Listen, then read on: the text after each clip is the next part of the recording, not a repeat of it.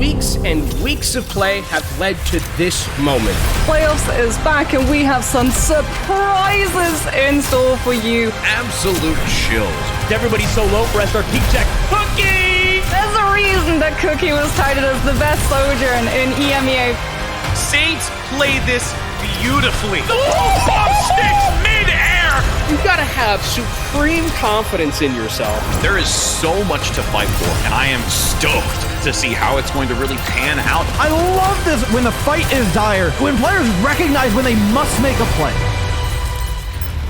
Oh my lord! I am so damn excited. This is absolutely spicy. Only one team gets to come away from this alive. Now it's about their name. It's about their legacy. Know when to take that risk, when to bet it all. The Overwatch Contenders Summer Series playoffs continue right now.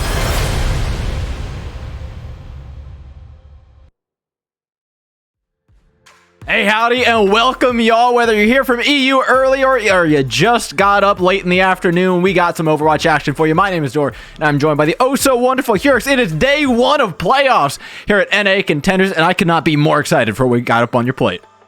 Yeah, I gotta say, I'm joining you on that excitement, man. It's definitely gonna be a pretty good day. Obviously, we had a great start to the day. EMEA was fantastic. We had two absolute banger matches. Then a really solid third match as well. We got to see some good looks at what I anticipate we're gonna see a lot more of here in NA, actually, which is, of course, things like Illari coming out, things like Orisa coming out. That's what I'm excited for getting into this region. But let's take a quick look at who we're actually going to be seeing in our matches today. We only have one match actually clearly defined. The rest are TBD. We'll see who winds up beating who to determine what those second and third matches are going to be. But Pip taking on Afterlife, that's what we're going to be going over soon. Yeah, the beginning game's going to be fun, but let's take a look at how we got there. The standings are probably more important than the schedule here, because you have to understand that what we're watching is a car crash in slow motion. The top four teams right now, 8-3, 8-3, 8-3 tie for second place. Yeah, first place has one more win, 9-2, but it's also got a worse map win rate than Wisp and Saints does. So in my eyes, dude, it's borderline just a tie for first between these four. The second round of bracket's going to be insane, but the first round of bracket, let's not sleep on it. It's a volatile time to be playing. Yeah, definitely, especially in this region. I mean, this has been a region definitely filled with parity, but more than that, filled with upsets. Like we talked about earlier in EMEA when we were just teeing things up for NA here now. I mean, it's just, we're looking at a bracket without Timeless. I mean, that should speak volumes as to what we're expecting here in this bracket. Starting today, of course, going on for multiple, but yeah, you see this bracket right now, and I think the biggest thing here is just noting right now, before we even move forward, Dor, noting right now that this could go anywhere, any place, any team can take this one. Well, there's one thing that we felt pretty good about. It's something that we've seen a fair bit of here. Hurix, have you seen the graphs? Or I have not seen the graphs. I'm sorry, I consider myself a bit of an expert these days on the graphs. And I've been watching all the scrims. I've been paying attention to what these teams have been doing. I think it's important that you guys learn a little something about how this competition's gone and what it's been like for these teams over the past couple of weeks, because they've had a little bit of time to learn something. They all hooked on to this Ari Baptiste thing along with the Orisa. You read the patch notes, you figured it out, no problem there. That's right when the patch hits. Everybody starts playing it. Few days before, we find out Illari's banned, and then it's the IJ era. You'll notice this is also historically noted as the It's So Jover era. Illari becomes unbanned about 24 hours later, and that's when we see a distinct spike in play rate of this team composition, also known as the We're So Back era, WSB, if you need the acronym there. That leads us up to today. We're seeing a lot of teams in NA begin to play this more and more, and that's what we expect the forecast to look like a little further today. Hurix, any questions? Yeah, why did you do that? Well, I mean, I think it's important that we illustrate just how much we've been seeing this in scrims, and it was crazy because we were watching it in EU, and that was where I've seen a little bit less of the content. We were getting less and less of the play rate on it. Yet in NA, I suspect it's going to be a little more of the same, where we'll have some teams going further into it, and some teams, like the one we're about to mention, avoiding it a little bit more. Yeah, and speaking of that team, Pirates in Pyjamas is that team. First of all, thank you, Professor, before we move on. Yeah. No. Nonetheless, I do not have tenure. We know why. Pip, of course, this is a different look, I think. When we talk about looking at that composition, talking about the Orisa, talking about all the different fixtures that we're excited to see, Pip is probably, I would say likely to bring something else to the table or have potential to. And I think a lot of that really just comes down to the fact that we have Strider leading the helm here for Pirates of Pyjamas. This is a different look of Pirates of Pyjamas that we were used to seeing based off of, earlier seasons, spring, even into the, last season's last year as well. This is just a different take. Pip is still a great team, though. Obviously, you can see why, because they were just phenomenal through the group. They've been phenomenal since their inception. They've remained consistent. Now it's about maintaining that consistency at a time where it is hard to find that consistency, obviously, with a massive meta shift. Yeah, and you know what? That's also, so there's two ways to look at this, right? One is that, okay, they're not catching the wave of the meta, most likely. There's also the opportunity to say, okay, this is a time of volatility. If they can come out and play what they're consistent at, regardless of what they're going up against, they might be in a good spot. Afterlife, on the other hand, though, this is what I was really excited to see. We talked about Helv over in EU being, Captain Orisa over there. Well, think long back to the days of Rhino Orisa, and we finally get to see it again. This tickles me. Yeah, it's been some time since I've seen Rhino on the Orisa, and obviously it's a new look Orisa compared to what we're used to seeing Rhino playing and performing with. It was, very notably, and I would say very famously, the double shield meta that we saw Rhino really kind of make much of his name in, when we were seeing all the way back in the day with Odyssey and double shield, Genji meta, Genji Ashe even, and a lot of those same fixtures are coming back, but obviously much different. Obviously now we're not seeing the double shield because there's simply one tank on the field, and on top of that, Rhino with this Orisa isn't even going to have a single shield. It's a much different character now as well. So while there is some level of familiarity, the character is much different. It is played much different. I think a lot of people will say it's probably a little bit closer to Reinhardt than the old Orisa is, as it is now. I think that's a very fair statement to make as well, so I'm going to agree with that. But we're going to get headed up into our first map here, start things off here in NA's first day of the bracket. Busan looks to be the map that we're going to be going into, but go ahead and get your chat predictions in the chat right now. 1 for Pirates of Pyjamas, 2 for Afterlife. Let us know who you think is going to take this one away. But Dor, I'll tell you what, familiarity aside, this is going to be a good one. Yeah, I don't know how you vote if you're in chat right now. This is a real toss-up. I know I talked about the top 4 teams being real close to one another, but Afterlife is right on their tails. And like we said, in a meta where stuff's falling into Rhino's hands like the Orisa, sure, it's a different character, but familiarity, seeing an old friend is a buff I'll take any day of the week. See how these teams lock it in, though. We expect certain things from the side of Pirates in Pyjamas, and we get different things from the side of Pirates in Pyjamas. Yeah, I would say that this is a surprise, mostly just because Strider's not playing ball, but we know Strider can play other things other than the Wrecking Ball as well, and we've seen Strider play other things other than the Wrecking Ball. It has certainly been a horribly kept secret, if a secret at all, that Strider has been expanding his hero pool for quite some time, and it has been going pretty well, I think, for pretty much all the compositions that we've seen Pirates of Pyjamas employ him in. So I think it makes a lot of sense that we see this composition coming out, and guess what? It is indeed the composition we anticipated, however, with a different DPS line here. Now we're going to see the soldiers coming back in on Busan here, and also lined up right next to the Sojourn as well, so double hit scan there. Yeah, this is also the Sojourn I expect to be a little bit of a staple alongside this, though the Soldier for maybe this not. map, for this map in particular, though, the Soldier's ability to rotate around the outside of the map with pace using the sprint is really, really effective here, and that's, I think, in large part the reason why they're running him. You can see pairs up nicely as well with the Illari over here on the side lane, just backs away to the pylon while the Orisas worry about controlling the point.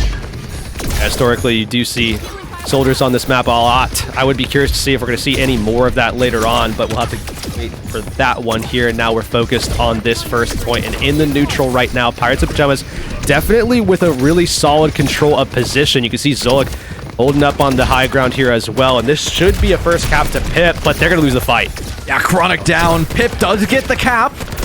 And 4v5 certainly isn't a direct win in situations like this. There's a lot of explosive damage from either side. That still could flip the fight on its head. Vix, though, wants to end it. Immediately pops the captive Sun. To take down Lethal, but it's Lethal who falls for Afterlife. All of a sudden, that one-man advantage flips on its head. Strider falls, and it's a bit of a mess.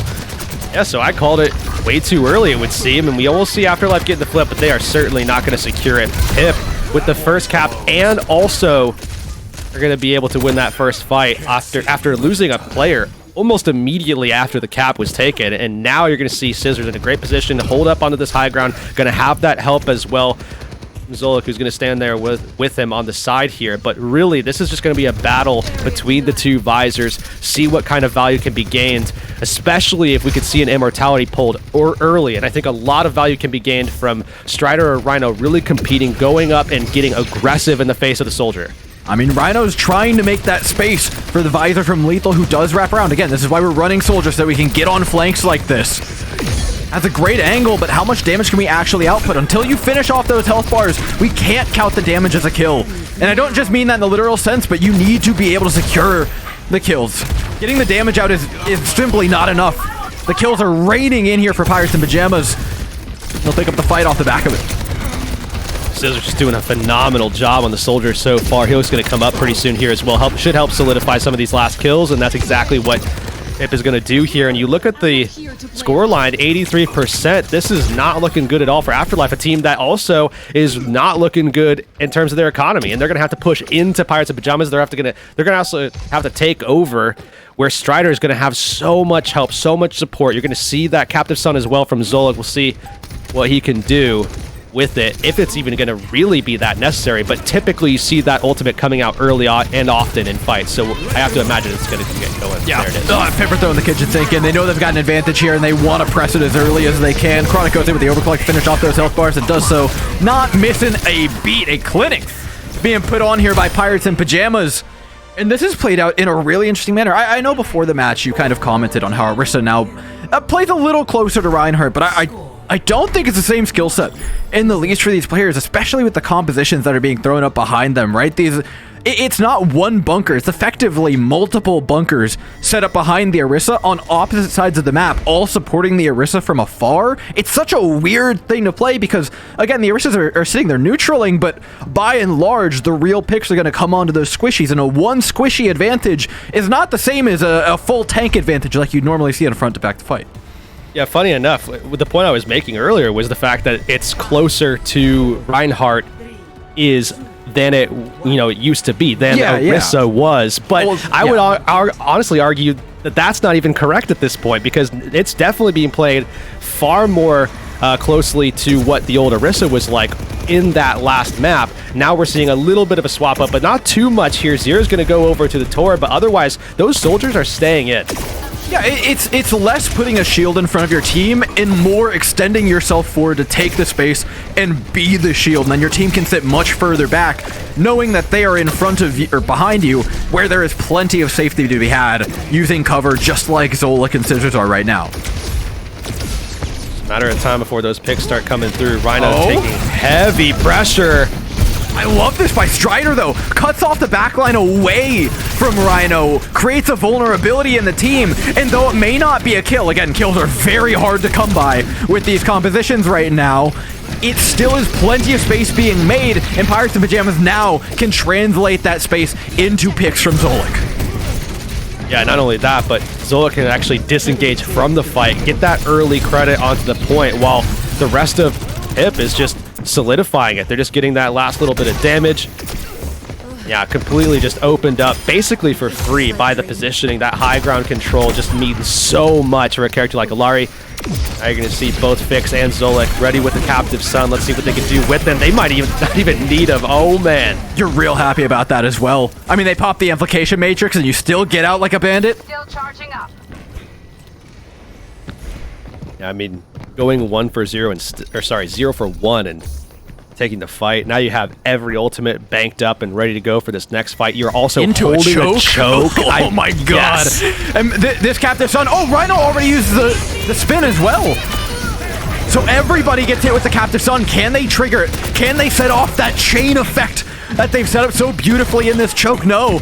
Pirates and Pyjamas come up empty-handed, largely off the back of a huge visor from Lethal. Not only that, but the opening pick as well from Zira. That was a huge opening. Pip was just completely caught in the back foot there. Now 52% scored here. Pip is going to have to be pushing through the choke themselves this time, and they're doing it through the Captive Sun.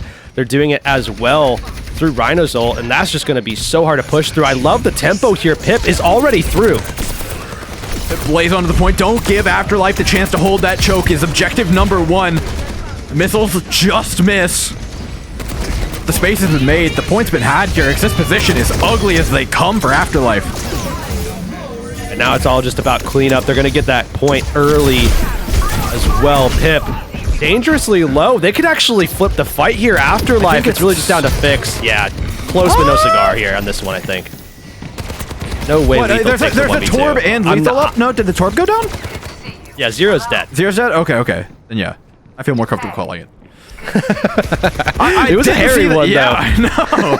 I'm like, one more person flips that, but alas, numbers just weren't in their favor. Pip come up at basically the exact same time. Afterlife don't have to contend with the choke this time, but they still have a tough fight to get through as Pirates and Pyjamas have plenty of ultimates. They'll start off with the Terra Surge, putting on some great chip damage and separating away Rhino from the entirety of the rest of the team. Very well placed by Strider. Yeah, fantastic timing as well, because now you look at that scoreline, 93%. It's just up to Zero to try to contest here, and that's certainly going to mean death if they try to push through this one. No deflect as well. This is desperation. Now they're going to be down a player here. There is almost no shot that they win this fight now.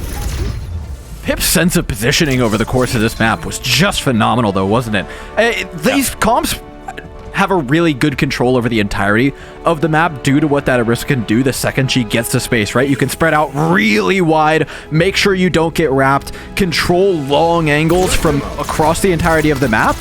But it's knowing which of those angles to aggress. It was understanding the timings in which they could aggress them that, for me, really put Pirates and Pyjamas over the edge. For Afterlife on the other side, it kind of felt like they were fighting on all fronts at all times. But Pirates and Pyjamas, by strategically investing more on one side of the map or the other, or stepping up a little bit more to one side with that Orisa than the other, that's where I felt the real advantages were being had. Yeah, absolutely. And something to note as well is that the last time that these two teams clashed and locked horns, this was a insane match. I mean, this was a 5-map series in the group stage, I believe round 3, if I'm not mistaken. And this thing went the absolute distance, but we have to remember as well that this is a wildly different meta that we're going to be seeing these two teams compete in. Hopefully we see them go the distance just like we saw in that game. But either way, this is definitely looking like Pip is in full control, at least in the head-to-head, with these comps up at least at the beginning. I mean, who's to say? I mean, it's a controlled map. We're going to say Mickey Mouse at some point, right? But we'll have to see where it goes from here. Definitely a good start for Pip, though. That's a nice thing, though. We're at the point where the teams are not so consistent. The meta is not so solved that they will not make mistakes. They will not leave openings for the opposing side. It's really just up to Afterlife to be able to spot them. It is difficult with this composition. It has a lot of safety measures, but by changing up just the little things, they've got plenty of time to make those choices. They've got plenty of map area to try and change things up should they want to. I think this is still very much a series Afterlife are in. Yeah, I'm actually wondering here as well. I feel like Afterlife is a team that is going to be sticking to the guns here as well, despite it not working initially in that opening map. I wonder if we go to a different map, if they want to try to go the same route, or if they completely swap and they're going to identify more with things like the Winston compositions that we've been seeing a little bit inside of scrims as well. But I think this map that we do see taken might kind of start to answer at least partially where we might be going. Obviously, we know we're going to Nimbani, but I would say potentially more importantly than that, we also know that we're going to be getting a swap on the on the roster as well. Iron is going to be coming in, so this is where we could see things like D.Va enter the mix. We saw that earlier in EMEA as well. It's very, very effective even now. And I think this is less us being able to point at Afterlife and just like Wojai and be like, oh my god, look, they're trying to play Diver, they're trying to play off tanks or this, that, or the other. I think it's much more a counter pick to Pirates and Pyjamas. Again, Strider's been expanding the hero pool massively. We've given Strider a lot of props recently for it because, I mean, look at that Orisa play. It was fantastic. It was exactly what they needed. But then you put somebody up against Iron on and off tank on a map where that's really relevant, and it gets harder. And so, yes, Pirates and Pyjamas could likely flex back to different tanks on their attacking side here, but really it does feel like Afterlife with this map pick are trying to put the pressure on Strider like many teams before have, and let's be honest, many teams before have failed to do so. They've tried to test him, and every time he passes, so I'd be careful doing something like this. Yeah, I think that's been the most impressive thing about Pip in general, but more so, I guess, Strider specifically, is the fact that, yeah, it has been tested time and time again, but continues to pass those tests. We'll see if Afterlife can figure out a way to get him to fail just one time, because they certainly want to get something going here on Numbani. Obviously, again, this is a much different map, but one that we've actually seen quite a bit of already. I mean, I know it's the first day, but this is a map that I believe we've seen, what, 2-3 times now, if I'm not mistaken, out of the now 4 possible opportunities. That's a pretty high pick rate for a map that you wouldn't really consider to be the top pick for a bunch of teams that are typically playing things like Orisa, but obviously we know that counter picks exist, and that's why we've been seeing it so often. Yeah, I mean, I think map 2 and map 3 in general are just kind of the place to look for your map counter pick. They have the widest breadth of maps and ability to push teams to play one thing or the other. But I think especially this pool, right? Yeah, exactly. But it doesn't necessarily, for me, push Pip towards anything super uncomfortable. Yeah, I mean, we know Strider can play the Winston if he needs to. We know we've seen Strider bring out D.Va at least the one time. And should they want to, they can just go back onto Old Faithful and bring out the ball. I don't think this is like alarm bells ringing for Pip right now. Yeah, and even beyond that, too, if at some point, through some stage of the map, if they decide they need to play some rush-style composition, then Strider can go over to Ramatra. I mean, there's so many different things that they can do because of that hero pool developing over the last year or so.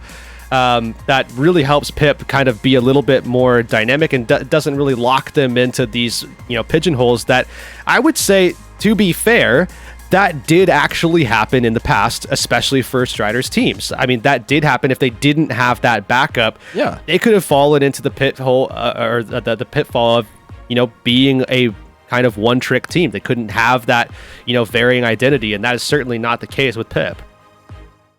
No, this is certainly a new era. This team is not where they are without that flexibility being found. And it's not just like a little bit of flexibility. Like, Strider is now putting himself amongst the most flexible tanks that we've gotten in, which is crazy. You said that like 4 months ago, I would have smacked you.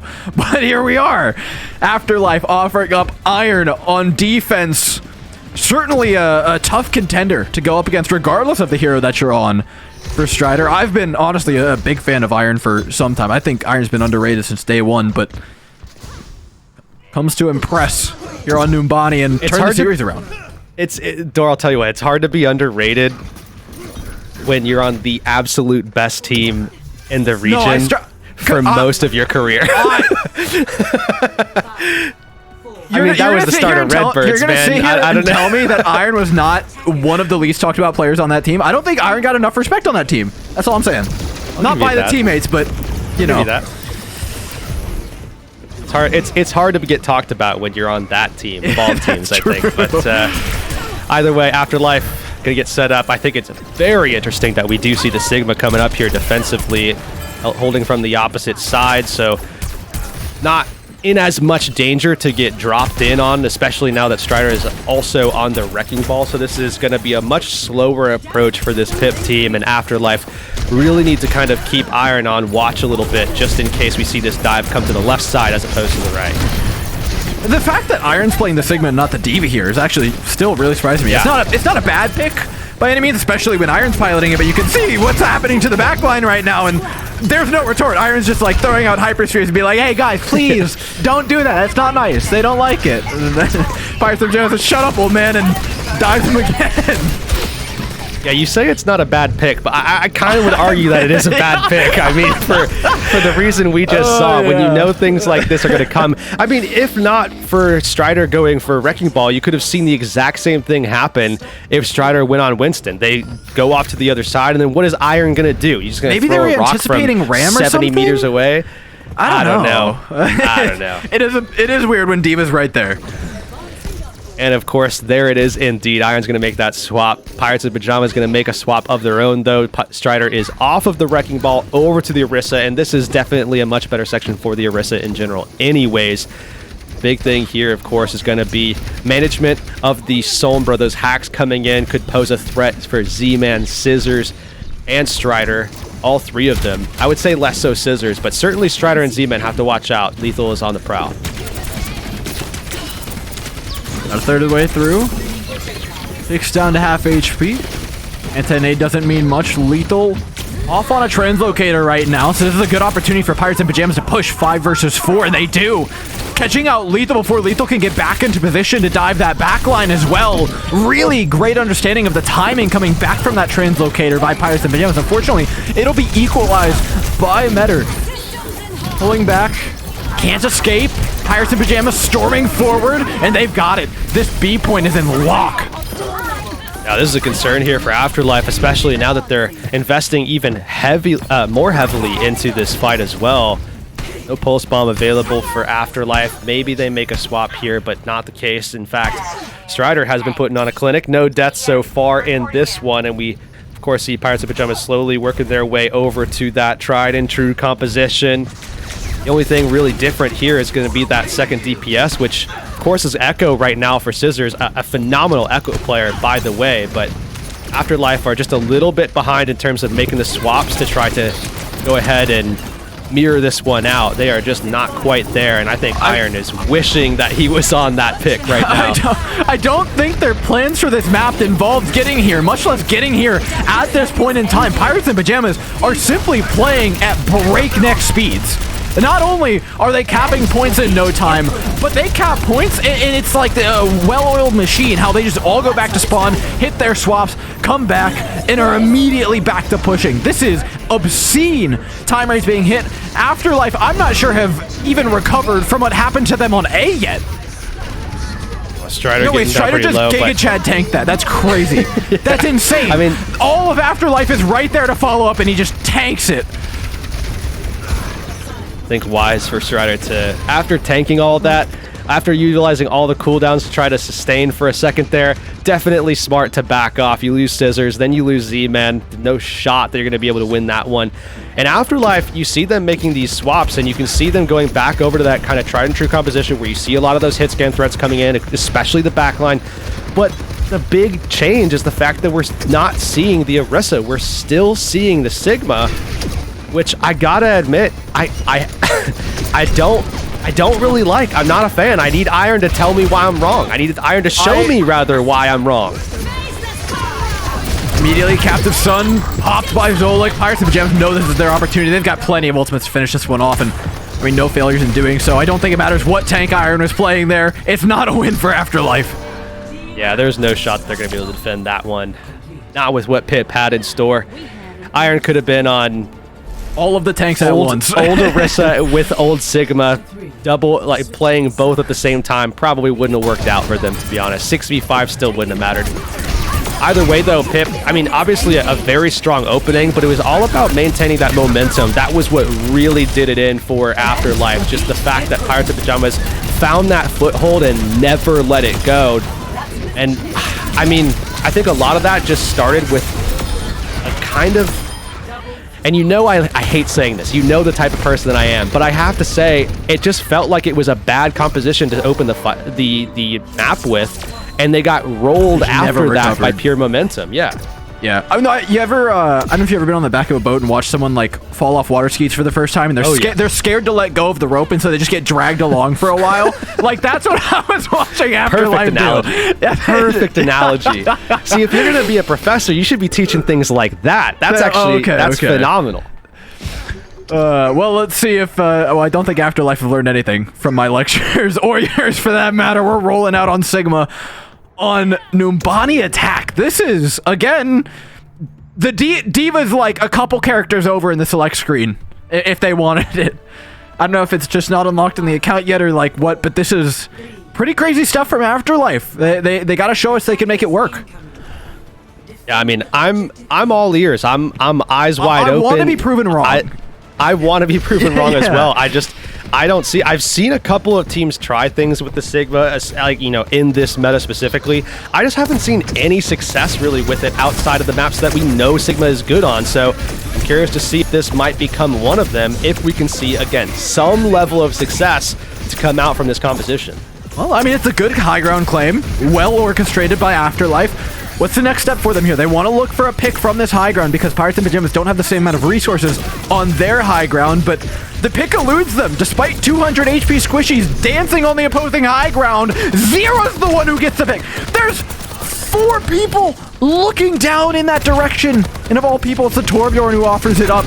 Scissors finally being assaulted by Iron, stepping forward onto the high ground, forcing the issue. And you know what, Hurix, I'm happy to say it was a clean take by Afterlife. Well orchestrated, well stepped, good space by Iron. Felt like watching 2 pirate ships crossing each other in the open sea. You remember that one when it was like we had like double shield mercy bastion meta where people just set up on the opposing high ground? That was the worst. That reminded me a lot of that composition, actually. That reminded me a lot of that meta. Eventually, though, Afterlife cracked the... It's not nearly as bad. Yeah, definitely. Zolik down though, lethal trade. It's already getting bloody here in the second fight of this attacking end for Afterlife. Though Iron does stay upright and manage to take a fair bit of space here for Afterlife, not to mention the fact that they have the closer spawn, so this should be advantageous for them. See what Afterlife can do with it. Pressing forward. I mean, obviously making good time, but Iron has to be so careful outside of these cooldowns, especially the grasp. It's going to be so difficult to stay alive should Pirates and Pyjamas turn specifically for him. I mean, the fight might flip on its head here in a second. Take a look at those ultimates here. Afterlife are coming up on 4 Pirates and Pyjamas. They've got a Captive Sun to respond with, but they better make it good. Iron, forced back, just gets the kinetic grasp off. Captive Sun out now by Pirates and Pyjamas. They don't have the follow-up for it, though. Now it's Afterlife's turn to fire back. They use an Amplification Matrix to take the space, and now Captive Sun needs to finish off the fight. Otherwise, we're back to square 0 for either side. It takes space. Strider gets the eat, though. And now it's elbow grease for either end. Oh, there comes the Bob. Chronic going to be sending that one forward. Afterlife going to be caught by it for the time being, but still no kills. We talked about how difficult it is to find kills on these compositions with the Baptiste and the Alari, and this is exactly that. The peel from the Sigma and the Diva isn't making it any easier. A change in pace now as Afterlife look to take the high ground, and I think this is a fantastic maneuver. Drop on the back line. Jolik's caught off. And now, just as they head in rotation, Pirates and Pyjamas not really sure where Afterlife were going. Get it descended upon. Yeah, that was just all in the movement, all in the rotations. Afterlife just rotated better, rotated smarter. Hip a little bit too slow on realizing that Afterlife was taking that high ground and could just extend into... I mean, I'm going to say their backline, but really it was a far flank forward. So not really the backline, but that's kind of who they caught. And Pirates and Pyjamas now backed up, and we talk about momentum. Well, it's certainly in favor of Afterlife now, and even beyond that, I mean, the pace at which we got here, it definitely feels like Afterlife are certainly cooking something up. And are we just going to reset and play the map again? It feels like that's the case here, especially given all of... I mean... almost every ult is ready to go again for Afterlife. Oh, and that's not making things any better for Pirates and Pyjamas. Visor out as well. Afterlife have plenty to spend. 3 ultimates on the back of this, and Pirates and Pyjamas don't even have an answer. Zero goes down, so that's something. You could put it on the fridge, but we can't take it to the bank yet. And not just yet. We're close, but not quite yet. Pirates and Pyjamas have one last opportunity to make a stop here. Otherwise, Afterlife might actually beat the 3:17 timer, which would be crazy, but it is a possibility here. Captain Sun ready to go for fix. But I mean, come on. It's not a good start. Ultimates begin to cascade in here for Afterlife. Captive Sun to start. I think they got Chronic and Zolik. Yeah, immediately the follow-up as well. Beautiful Strider now. No Man's Land has healing from the wings, but only so much. Scissors looks to save the day with the Visor here, and maybe has. Fixed down means a lot less sustain for Iron, and Afterlife have to respect the spawn advantage. Yeah, Afterlife have to back up here. It looks like they're going to try to hold their ground long enough to see if they can get respawns back into position, but of course Pip is going to be favored in that regard because of the proximity that they have to their respawns. But talk about some of the options here coming online for Afterlife, but the biggest thing here I think has to be the Bob that's coming in from Chronic. That actually is a highly valuable ult in this meta right now against this composition. Iron has to kind of play defensive against it once it comes out. Iron has no choice but to walk backwards as he gets bullied by Strider. Primitive Flux though wants to put an end to things. Zero follows up with 2. Strider needs to not get a kill here. You cannot allow this Orisa any more impact than he doesn't. Thankfully for the likes of Afterlife, what was nearly a deadly Terror Surge turns into a dead Orisa beforehand. Scissors forced away as well. Carl crossover here 2:14, a minute less than their counterparts, Pirates and Pyjamas. But still, a time bank that can do some real damage in the second half, especially with how those A and B points went. Here, it's anybody's game. Oh, yeah. I mean, we said it at the beginning of the broadcast, too. The fact that this could be anyone's tournament, it could be anyone's series as well. I mean, a team like Afterlife, who looked like they just got trounced. I mean, they were down 1-0. We saw them got walked over. And nonetheless, they turned things back around and just, I mean, kind of annihilated Pirates and Pyjamas on their attack. And I have to say that while the Sigma definitely worked, I'm still... You think I'm not settled Do you yet. think Iron has an Orisa in his back pocket? As in, can he play Orisa? Does he know what the buttons do? Is he going to be a liability? Yeah, I'm sure he has that. Do you think... Okay. And then you just have to factor in the experience. The experience on Sigma, I think, gets you through a lot. But nevertheless, I don't know.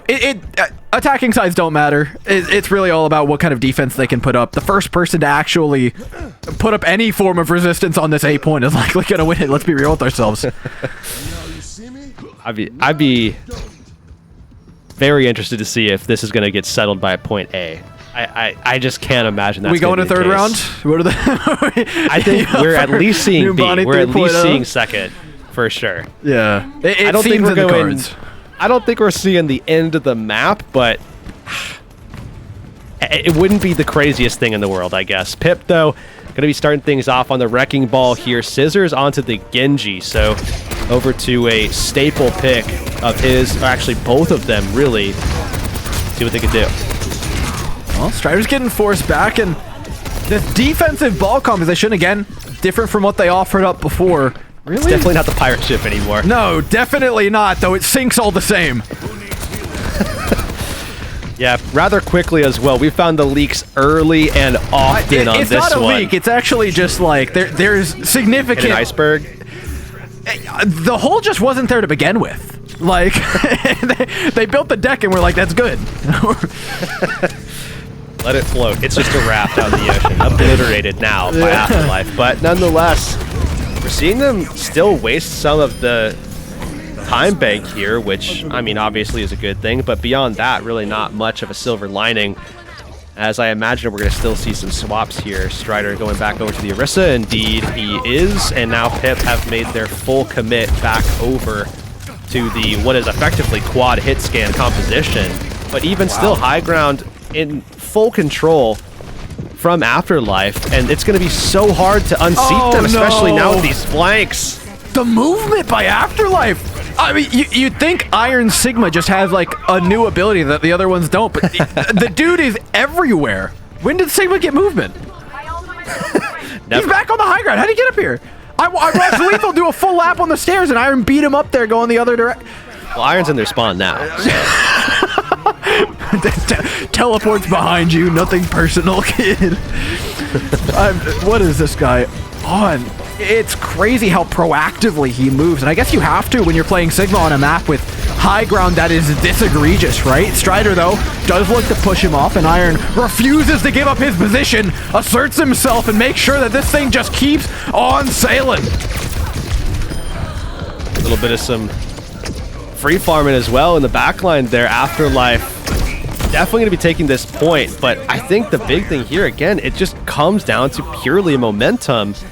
And it feels like these teams on defense just can't find a way to get a stop, like, at all. And that is surely going to be problematic. I said before that we're going to see the end of point B, but I wasn't sure if we're going to see the end of the map. Now I'm starting to worry that we might indeed see the end of the map.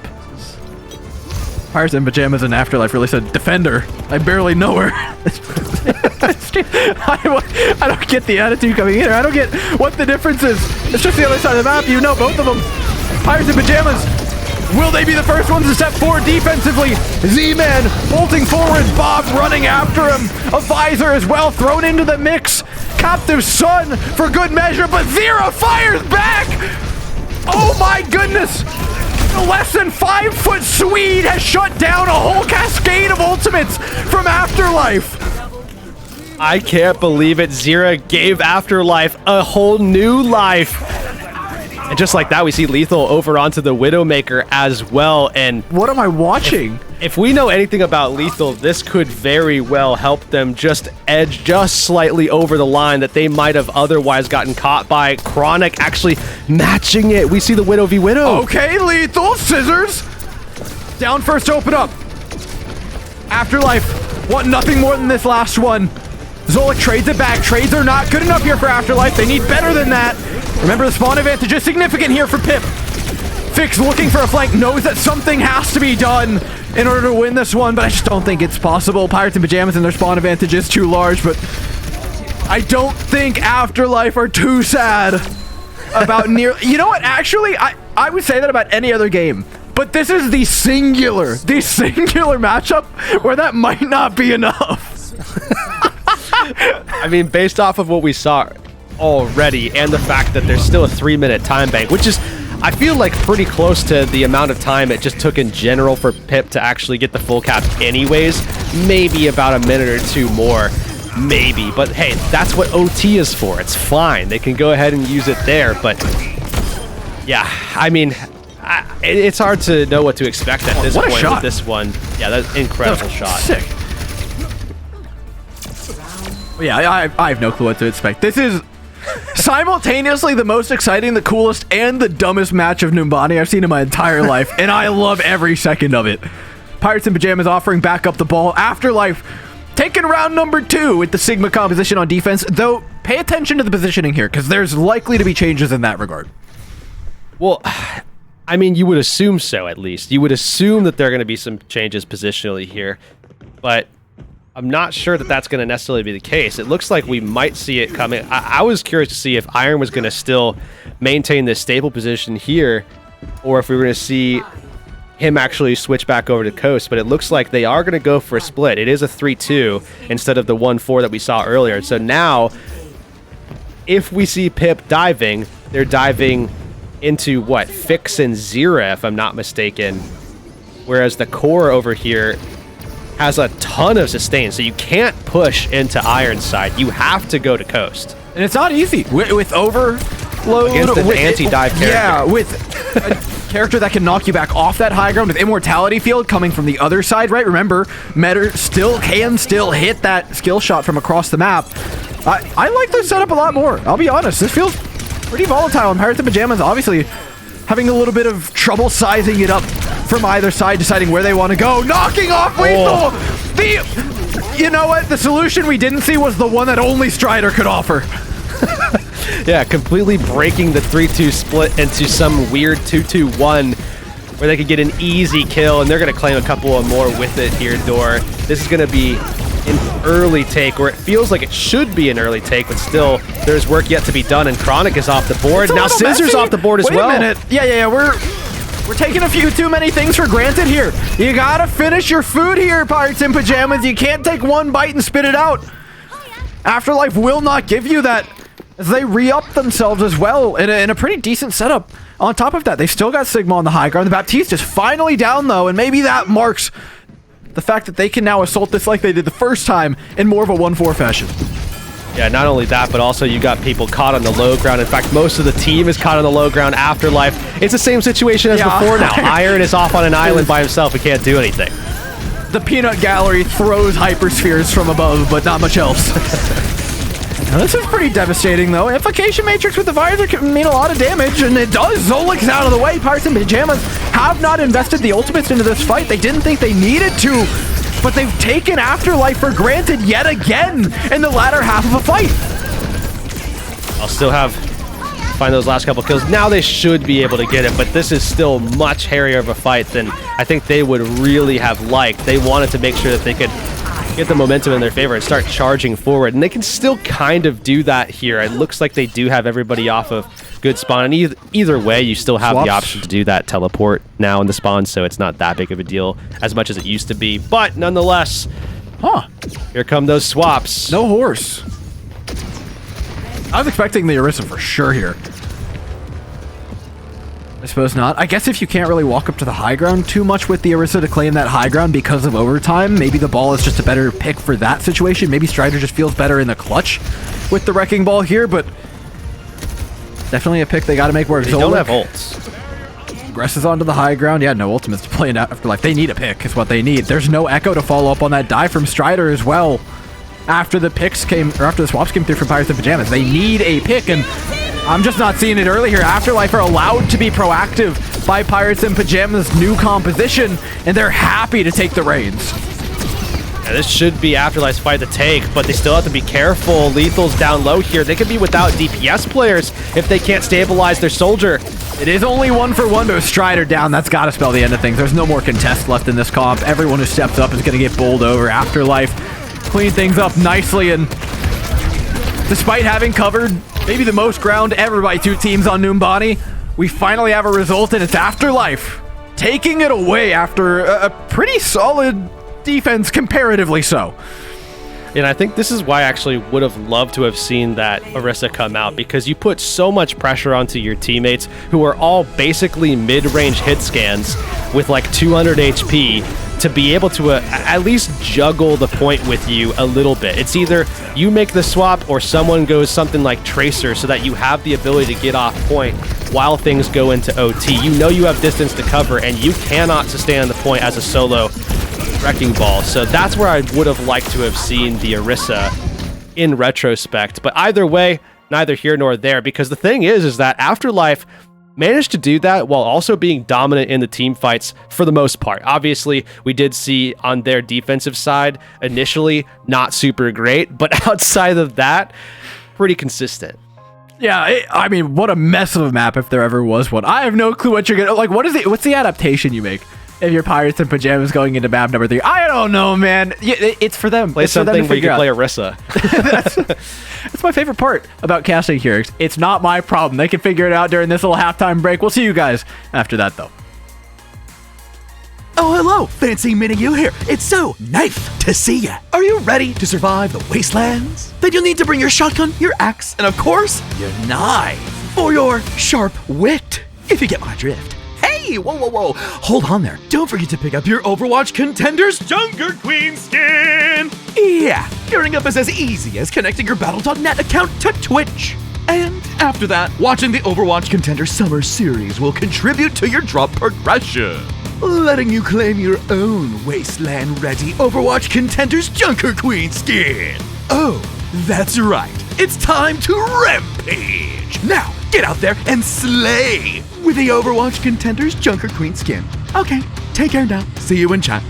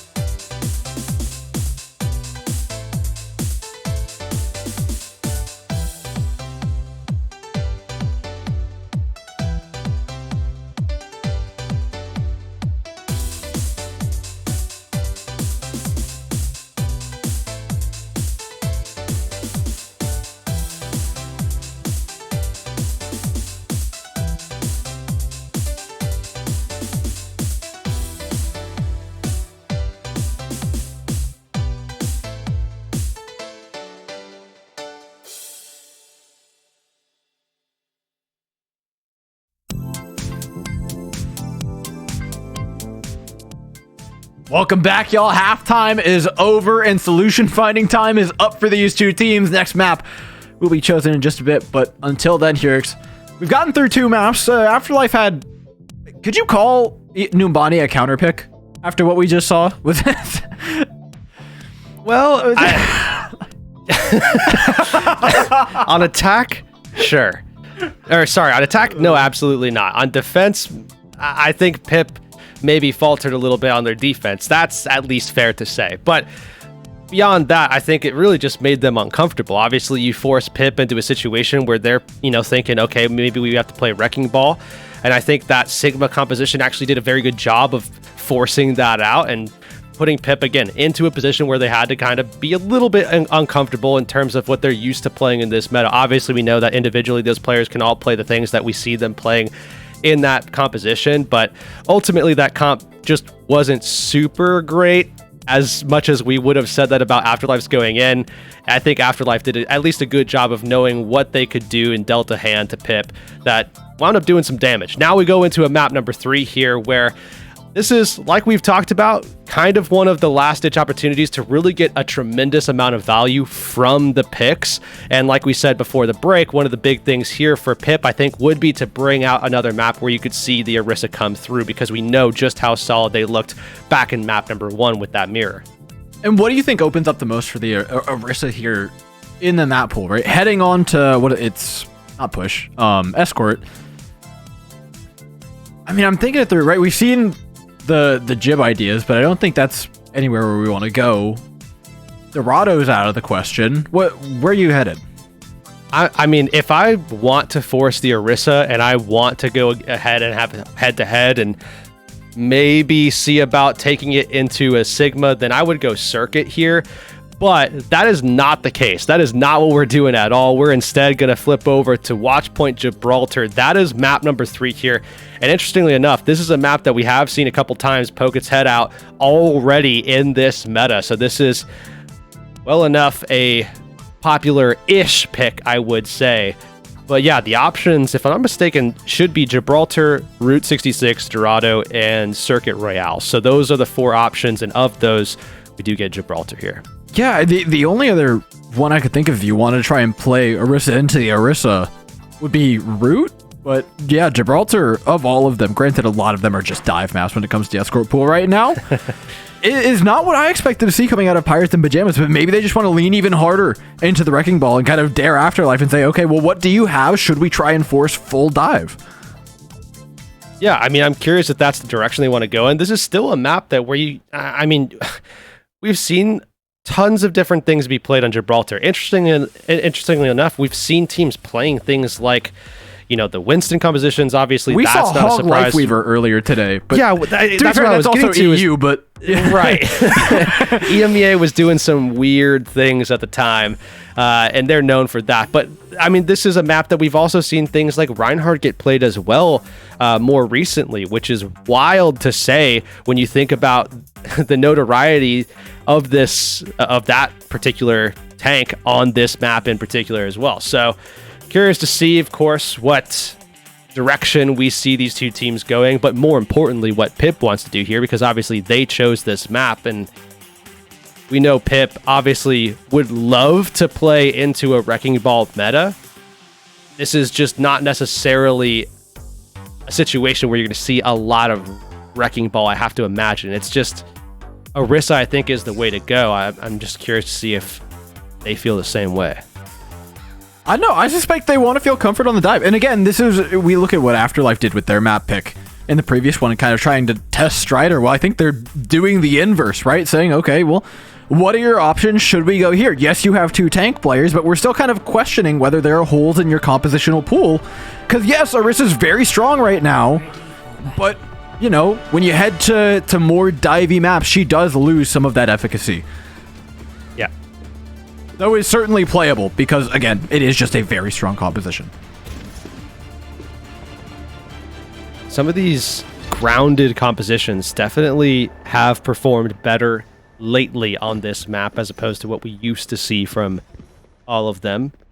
So that is at least a +1 in the favor of the Orisa composition.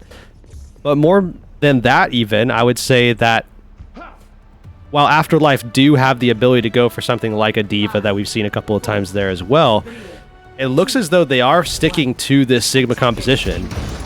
And this is, again, something that I think isn't maybe as big of a problem here for Pip than some of the compositions that we could have seen, like some of the dive-based compositions. While a lot of teams are going away from dive at the moment, there is still a lot of value to be had on certain maps where dive is particularly strong. I think this might not be as good for Afterlife as we think it is initially, right? Because normally you have the Tracer contest cart here, but the Tracer's not enough to contest cart because all of Pip is going to be on this cart. So Afterlife can shoot down on the high ground, but they'll inevitably be playing from this corner, which is, yeah, exactly, not the safest place to be against this Orisa composition, because in the straight-up, front-to-back fight, this Orisa composition is so good, even with, a couple supports shooting at you from the high ground. Afterlife lose if they drop, but if they don't drop, they lose. Wait, this is going fantastically, Yurix. And then immediately, Iron drops, takes all the pressure. Metter is in, Narnia? What is... Yeah, this is so good for Pirates and Pyjamas. Yeah, I mean, the initial push off of the first fight, being able to get it right up next to the end of the objective, it's exactly what you would ever could hope for. Outside of just full capping off of the first fight and winning it, this is obviously next best thing. But I think even more importantly than that, you look at, okay, how exactly is Afterlife going to defend from here? You can see them still on this high ground, but eventually Afterlife are going to have... They're going to have to send Iron back. He's going to have to play more towards the point, and he's going to be stuck there. And he's going to be doing the exact same thing that we saw him doing from the high ground on point A back on the last map, where he's just sending in damage and not able to really push forward and be more aggressive. Oh, look at this flank from Strider! Oh my god, that's insane! Yeah, again, challenging Iron, saying, I have a lot more freedom over the map than you do when you're playing Sigma. If you drop, you lose a lot here, but I can just set my DPS up here and go off on a little side quest to push this Illari out of position. And what are you going to do about it? Iron just can't match that kind of rotation. This is really well played by Pirates and Pyjamas. They've dissected this matchup quite nicely. And I think they just needed to do it last map, actually, because this is the same problem that we saw for this composition in the last map as well, but Afterlife were still out-rotating Pip. Somehow they found a way to make this composition out-rotate their opposition. Now we're seeing Pip kind of figure things out slowly but surely and start applying this pressure from all angles. And again, you can see that Afterlife, it's not just Iron. Nobody on Afterlife can do anything. I mean, again, a Diva swap is kind of right there, but I'm not sure it actually solves all the problems that they're facing right now. They've got to figure out a way to get on top of these snipers, but they have nothing for right now, and that Immortality Field is not going to last forever. Meter goes down immediately to the Terra Surge. Stuck between a rock and a hard place, effectively, are they? And it's right back up to high ground. Pirates and Pyjamas, despite their Gravitic Flux coming out for Iron. Iron is trying to be a one-man army to contest this. Drops down to 12 HP, and like, where's my healers? It's waiting for the shield to come back up. Isn't that a sad existence for a Sigma? Looks like they are going to stabilize the tank. And I think that kill not coming through for Pip is everything. That's the big deal with why Afterlife are able to be in a position that they're in right now with a stop defensively after that last fight. Pip takes that kill on the tank. There's no question in my mind that they're able to take that point right along with it and just continue pushing from there. Now, though, they're going to need to find some of those opening picks again. We're going to see the Blade coming up. One thing I will say, though, Dor, don't expect that Blade to be a massive 5K. There's just really no chance. Okay. I'll only ask 4 of you then, Zero. Okay. Yeah, no. This thing is... I would be impressed if anybody gets picked by this Blade. It would be quite the task. Zero, though, already putting pressure on the backline, at least positionally doing a little something here for Afterlife. Pirates and Pyjamas are slowly but surely taking that space away, though, as Lethal falls. Oh, that Dynamite keeps coming in as well. I mean, if you're a Genji player, what can you even possibly do? Finally, the Blade comes out. They get a 2K with it. What? So, Zero got stuck in behind, uses the Blade as a glorified dash reset, and takes 2 of them out on the way. I mean, the only reason he's able to get them is because they got so close. It should have just been a glorified dash reset. Nonetheless, though, Pip still find a way to get the fight win in their favor. And now, with a little bit of bullying, Zero's going to die, and Point's going to go ahead and follow right after Pip are continuing this push forward. And now, of course, with Sombra as well, just to help out. Meter didn't catch the teleport, and I'm wondering right now why not. Oh my god. Oh, yuck. Observers, please, anywhere else. Oh, look away. Oh my god.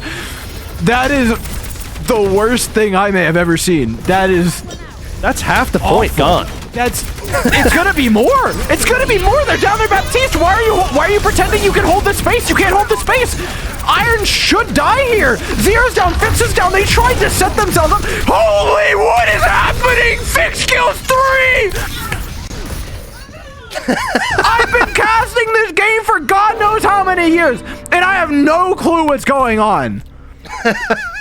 We watched 2 maps of just bogus. What do I show up for? I'm supposed to be the expert here because I have no explanation. What's the call there that's like, yeah, we're gonna push up, lose 3, just captive stun. I think Fix is feeling the exact same emotion that you are, and he's the one who pulled the trigger, so... Yep. This game's gonna put me in an early grave yerks. Okay, Iron's back up on the high ground. Strider will dutifully try to push him off. It's not happening. Strider, in fact, goes down low. Iron tries to answer with Gravitic Flux. Unfortunately, that does not give you any more health to work with. Pirates and Pyjamas now start to work their way forward, but in a fight where nobody's got any tanks, they can get messy at any point in time. Afterlife are just going to wait it out, though. Try to wait for their Sigma to get back earlier. See the bomb coming in. I like That's this. Scissors trying to make sure that they can continue this push while they're waiting for Strider to get back, and a little bit of support there. Stabilizes Pip just long enough. That goes down. Fix to follow as well. That was exactly what they needed. Effectively a substitute tank player just to make sure Iron couldn't take all of that space on the way back in, and that's more than enough. Pirates and Pyjamas will sail the ship right on through C. Yeah, here, X-Man, what are we gonna do? What? Everything results in a full cap. All roads lead to home. Sometimes even in OT it feels like. Yeah. I mean, good shots initially. I mean, this was just double sniper with Orisa. I mean, it just feels like we're back in July 2020 all of a sudden. Well, it's double sniper with an Orisa and a Sigma. It's just, we're literally back in the summer of 2020. And a Genji. I mean, come on, and an Ashe. I mean, what is happening? It's exactly, we're just playing like flashback comps. It's the meta development from 2020. We started out, it was like double sniper, then it went, what was it? Genji Ashe for a little bit, and then it was like Tracer. So we're just waiting on the Tracer to come through. Sojourn a little bit out of their element right now. Same with the Illari. We're gonna go ahead and just act like those aren't actually in the game right now. But outside of that, we are teleported back 3 years. Just pretend it's a Zen, you know? It's basically the same thing. All right. Well, here we are. Full cap on Gibraltar. Don't ask how it happened. Just understand that it did. Afterlife's turn, they'll step up with the Sigma composition. They had no problems pushing on Numbani with this composition, and I think any other day of the week, actually any other day in history other than this one, I might have questioned its efficacy trying to assault the Orisa composition here, but no longer. I leave everything up to the Overwatch gods. Yeah, at this point, I don't know if it's because I've lost my ability to, my will to, my right to question it, but either way, I'm not allowed anymore. I know that well enough. Afterlife, though, immortality is gone. The pressure is still on as well from Pip. They can press this if they decide they want to, but it looks like we're going to see Afterlife just holding ground and Pip comfortable doing the same. Yeah, if you think back to what I was talking about, how Pirates and Pyjamas could just push under with no real worries into this composition, the opposite's the truth for Afterlife's comp. If they push under, they will die from high ground because Pirates and Pyjamas have so many ways to drop on them from so many different angles and be able to escape should they try to assault them. And so Afterlife are effectively forced to push this high ground, but normally you push the high ground and then a Tracer goes low and pushes the cart, but they don't have a Tracer to go low and push the cart. They have a Torbjorn, which kind of did the same thing for a little bit until Chronic shot him in the head. So like, what's the answer now? At this point, you got to win the fight, and that is just not a good start at all. No, you're pushing up through a choke, and again, this is not usually how you want to push onto this high ground, through choke point after choke point after choke point, especially after Strider's bisected your team, though Lethal allows for the recovery of Afterlife quite nicely by just dishing out more than enough damage to deal with the rest of Pirates in Pyjamas. Yeah, I mean, Meter did just a good enough job there surviving the onslaught from Strider, who was trying to play like an assassin for some reason. Be able to allow Lethal to just go ahead and land those shots and get the kills, and now it just is looking so much better. Afterlife are in full control of that high ground, and Pip, they're the ones actually kind of stuck and isolated. I mean, the Orisa's got to get out, if anything, here. I think it would have been not a bad move at all for Iron to lay some more focus down onto that tank, but Strider is actually allowed to get out and contest this cart early, which gives Pirates in Pyjamas a way in, but unfortunately the big thing they're lacking here is just early ultimates. Afterlife fire first and fire at choke points, which is a lot easier to do than what Pirates in Pyjamas were trying to do, right? Use those ultimates to push out of the choke points. Yeah, definitely so. It's just, once you get caught in a situation like that where you're trying to push through those chokes, there is almost no way through unless you're able to brute force it, and simply put, that was just not going to be an option. Afterlife, we're going to make sure of that. And now it's all about high ground control here. We saw, obviously, Afterlife did a fantastic job of that in the last fight, but now it's more neutral ground. Now we know that Pip can actually kind of hold this space out, and it's more of a battle for the top of a ship than it is anything else. Well, Afterlife have called dibs. They're up here first. Pirates in Pyjamas don't respect such childish games, though. Lethal down. Certainly Pip as well with this Genji matching now. I mean, not matching super long here as Scissors goes down, but the Genji should help them. Zira with the blade. Yeah, that's... Hey, this is what I said. Don't expect 5Ks from Zira, these blades, he got man. his one. He got his one. Yeah, he got his one, and he's done. Doesn't need anything else. Afterlife continue forward again, unfaltering and seemingly unaware of the fact that this Sigma's not supposed to work, and I suppose in that regard, ignorance is bliss. Good dive by Pirates in Pyjamas to try and get on. Unfortunately, they just can't shut it down. Iron goes for the rock onto Scissors, and I think that needed to hit should they wanted to stop the recontest and then continue to insist on holding those choke points opposed to backing away and playing a little bit more conservatively. Iron eventually does, but it may be too little too late here as Pirates in Pyjamas have themselves set up quite nicely, and a solo flux onto Strider certainly isn't going to get the job done. Well, Strider has all those cooldowns available as well, or at least most of them coming back online. We see finally here a pick come out. I say finally, it really didn't take that much time for Lethal to be able to find that one, but either way, close respawn. Scissors should be back pretty quickly here, but still a ton of options for Pip, and they're going to go ahead and use one of them right now. Captain Sun is out. Terra Surge as well. They combo those two beautifully. This is one we've been waiting to see. Zolik and Strider put it on display beautifully.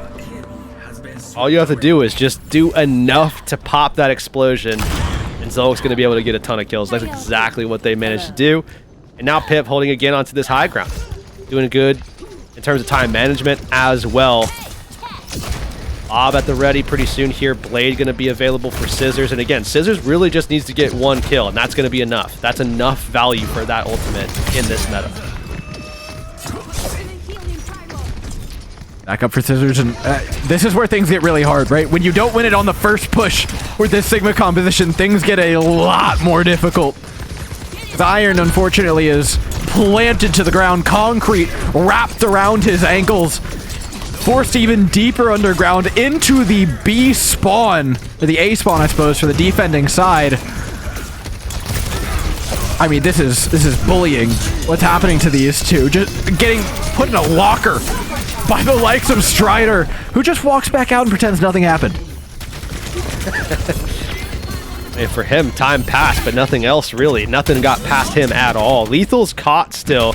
It looks like we're going to see the BAP coming back in, so they are going to be able to get this kill, but they have to be so careful. They keep almost dying and taking these one-for-one trades. Almost. You got away, man.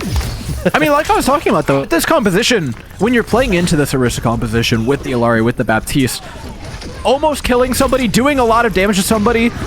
I mean, that's kind of the easy part. Finishing off the health bars for this composition is very, very difficult. They have a lot of survivability and a lot of burst healing and burst survival tools at their disposal, so it's very hard for things to immediately go south for them, especially when they've got 4 ultimates to use in a moment like this. Iron doesn't really come up with anything on a Gravitic Flux, and now Pirates and Pyjamas just walk right back out to their high ground, pop a Blade, a Captive Sun, throw everything in because there's only 5 seconds left, and there's not really anything Afterlife can do to answer it. A little 1v1 action, not really going to be able to have a clean finish, but nonetheless, Pip, they get the job done. They're going to move up in the series 2-1 here. A little bit of an anticlimactic finish, I have to say, especially given what we saw, all the action that took place throughout the map. Nonetheless, Pip got exactly what they set out to get. I mean, I think they showed us why they picked this map. This is arguably the better map counter pick than Numbani was. They came in, played the Orisa, understood the matchup very, very well as well, which is something that I think a lot of people can't necessarily say. It's one thing to kind of have an understanding of how the Orisa composition works, especially in the mirror, because think about it, right? The past couple weeks, all they've been playing scrims, it is likely a lot of mirrors of this, right? Seeking to understand this composition, because all the teams are. But that means you're playing a lot of mirrors. Playing it into the Sigma, though, and having such a strong understanding of what their win conditions were in this counter pick, I think shows a lot of experience, game knowledge, and game IQ on top of that. Yeah, absolutely. I mean, Pip, obviously, a ton of good prep coming into this one. You can see, obviously, the fruits of their labor coming through as they're sitting up pretty comfortably right now at 2-1 in this set. And remember, this is the first of many games ahead of probably both these teams, depending on obviously how this outcome goes and how the next one goes and stuff. But these are two teams that you would expect in this playoff bracket to do quite well. Obviously, we're going to say that about a lot of the NA teams, and that's just the problem with NA right now. But nonetheless, there's a lot to discover here, and I think they're still in the process of doing that. I mean, talking with a lot of these teams over the last week or so, a lot of the conversation has kind of settled on the fact that, look, there's still decisions to be made. We're still figuring things out. We might, think one composition is good for this map today, but by the time we see ourselves deeper into the bracket, where guess what, it's a week away from now, we might be playing something else entirely. We always expect meta development in a situation like this, especially with the density of matches that they have. All of a sudden your pool goes from the scrims that you've scrimmed to everybody's games everywhere in both of the regions, and there's a lot that you can learn just from watching these other teams as well and what they're offering up, how they play the composition, how they're setting up the composition. So yeah, I mean, definitely expect things to change. I think that's a given at this point. We've seen patches come before playoffs before, and this is no different, though it is quite a drastic change for these teams. It's interesting to see that the teams at the top are still doing a pretty good job of succeeding where expected to. I think that's one of the main differences with teams at the top and teams that stay at the top, and not pointing any fingers or naming any names, but obviously there are teams that find themselves very consistent meta, regardless of that, so yeah, I think it makes a lot of sense why we see the teams in the positions that we see them in. We'll have to see if that carries through. This is obviously another pretty big meta shift mid-tournament this time around, as opposed to between tournaments. And we do have a little bit of an update, if I'm not mistaken. We do have one game finished, at least for right now. We'll have to see if some more stuff transpires over the course of the next map. Maybe even our map or our game could be the next one to finish out. But Saints have taken a decisive 3-0 victory over Good Boys, and they move on.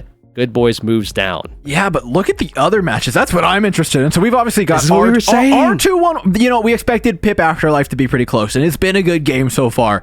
Wisp Amplify, though, 2-1. Amplify, I think, honestly, we're kind of on an upturn heading into the latter part of the group stage. So that was a match that we kind of expected could kind of maybe go Amplify's way. But the one at the top, O3 Splash Rift being 1-1, and the fact that they are still in the process of playing a map 3 means that that's got to be at least a little bit close. That was supposed to be the most wrapped up match, and I think that was where we started writing things off, but Rift is cooking something up. Yeah, that only means good things, I think, for this tournament, because as we talked about before, the most important thing And probably the best part about North America is the fact that any team can win. And that seems like it's kind of coming true yet again here. Although Saints, I do worry that they might be stepping away because Saints has a tendency to do things like that. But we'll have to wait and see. We're going to be focused in again on our match at hand. Colosseo is going to be map number 4. And we do have one adjustment to be made. And interestingly, I think a lot of people would think that this is going to be the tank swap up yet again. Not the case. Iron staying in, Zera's coming out, Haven's coming in. That's the adjustment made by Afterlife. I'm here for it, right? A lot of the damage that's been done by Pip has come at a long range. You bring in 2 players that can do it at long range. I think this is more than apt. And then you still leave enough flexibility there between Lethal and Haven should you want to bring in something like the Tracer. At least one of them is more than capable of doing that. Yeah, I'm really just kind of wondering what angle they want to take for their DPS. I mean, obviously, we do see things like Tracer hit scan as an option. We do see double hit scan as an option, but I don't think that double hit scan is as likely given the fact that we're probably not going to see the Orisa double hit scan mirror. I wouldn't imagine that they keep in Iron for that. So I think Afterlife is probably going to be doing something more like a Tracer or could even bring in like a Sombra as well. That is an option for them here with this setup as well. Not to say that Zera can't play something like that, but I think that's probably the direction that they're going in. Who's to say, though, at this point with these 2 teams at this point, right? Yeah, no, it's going to be a mess compositionally, but I think we know what Pip, at the very least, intend to do. I think they're going to come back on that. Know. This should not be any more questions. We've kind of gone across the entire gamut as well, right? Where we were trying to initially counter pick maps in order to shut other teams down or test their compositional viability. But now it feels like it's a lot more comfort for Afterlife, right? Of the places that they could have gone, where do you want to run Iron? This feels like the place. The least amount of flank routes to really have to worry about. You can play this thing front to back. Iron can't get walked around time and time again like we've seen when they're trying to play on their defensive ends. This, to me, makes a lot of sense.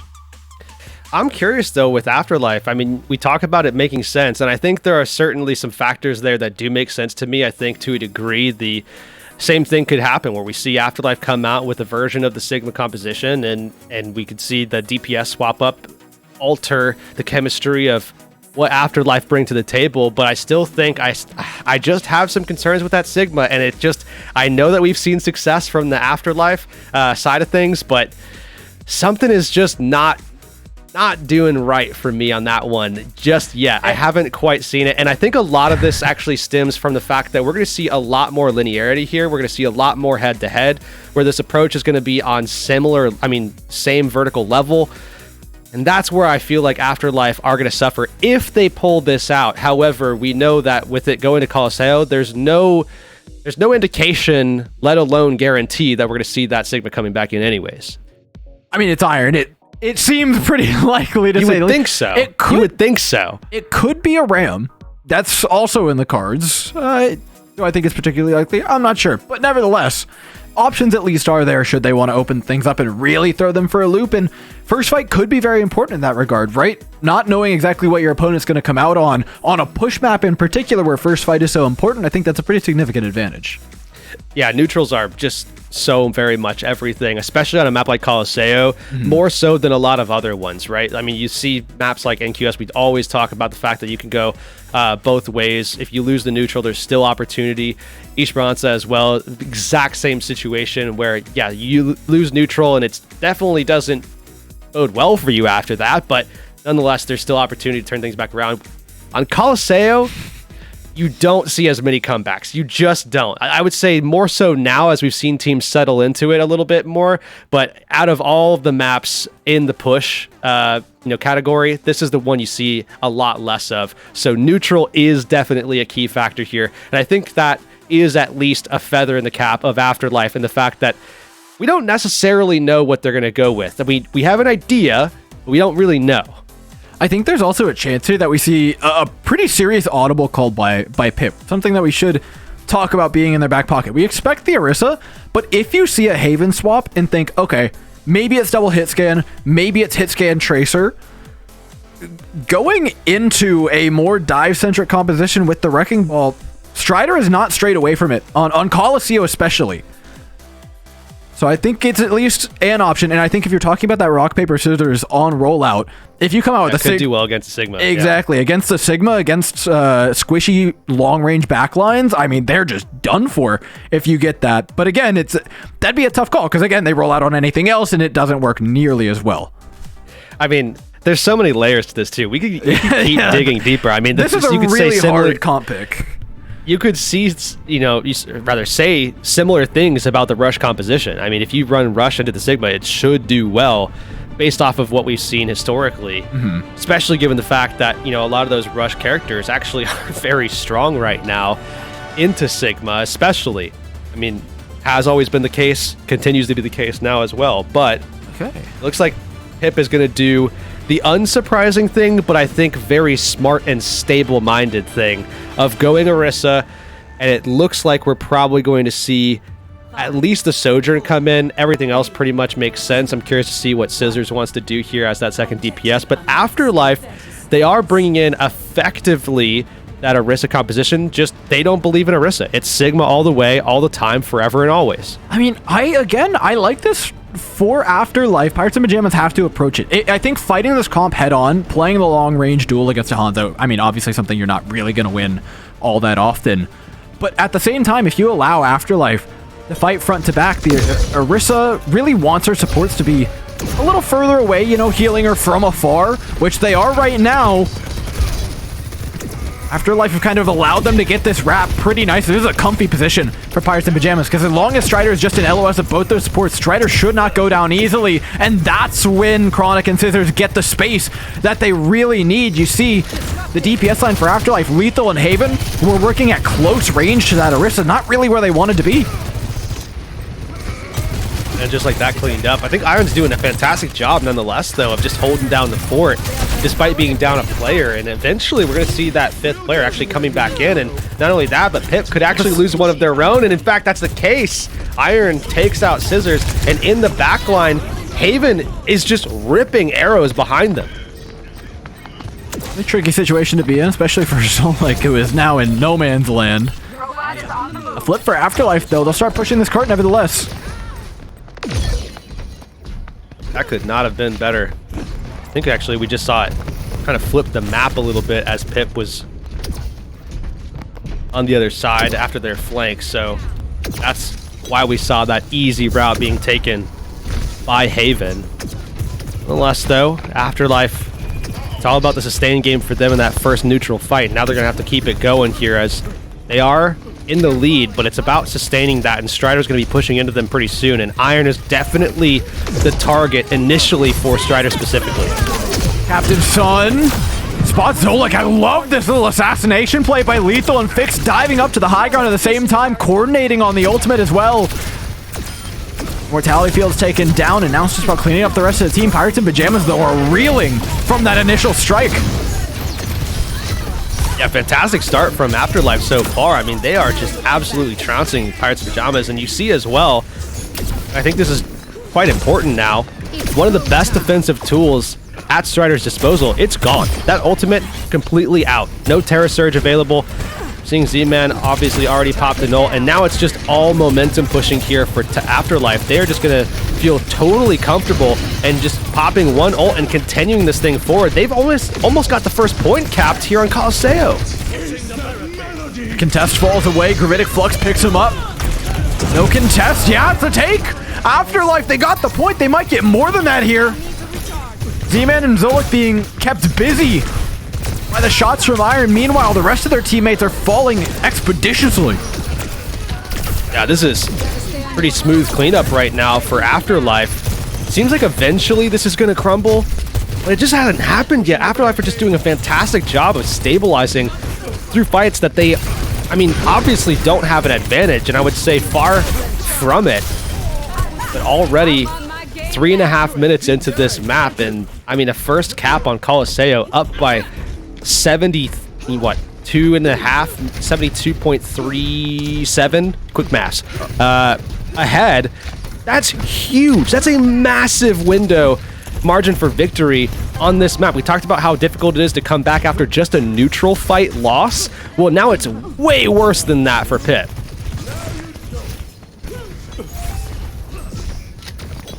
Take your mask off. Anyways.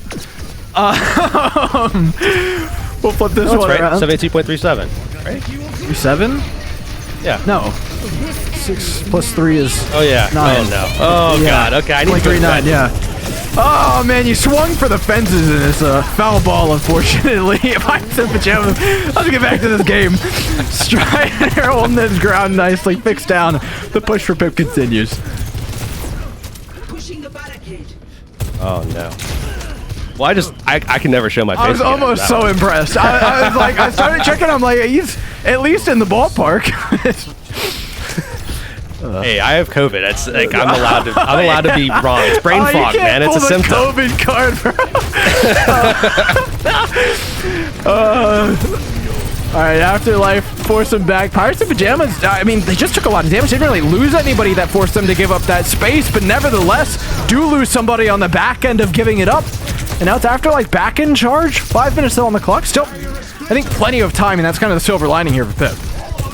Yeah, I think that's something that they're going to definitely rest their laurels on a little bit. Can't do it too long, obviously, though.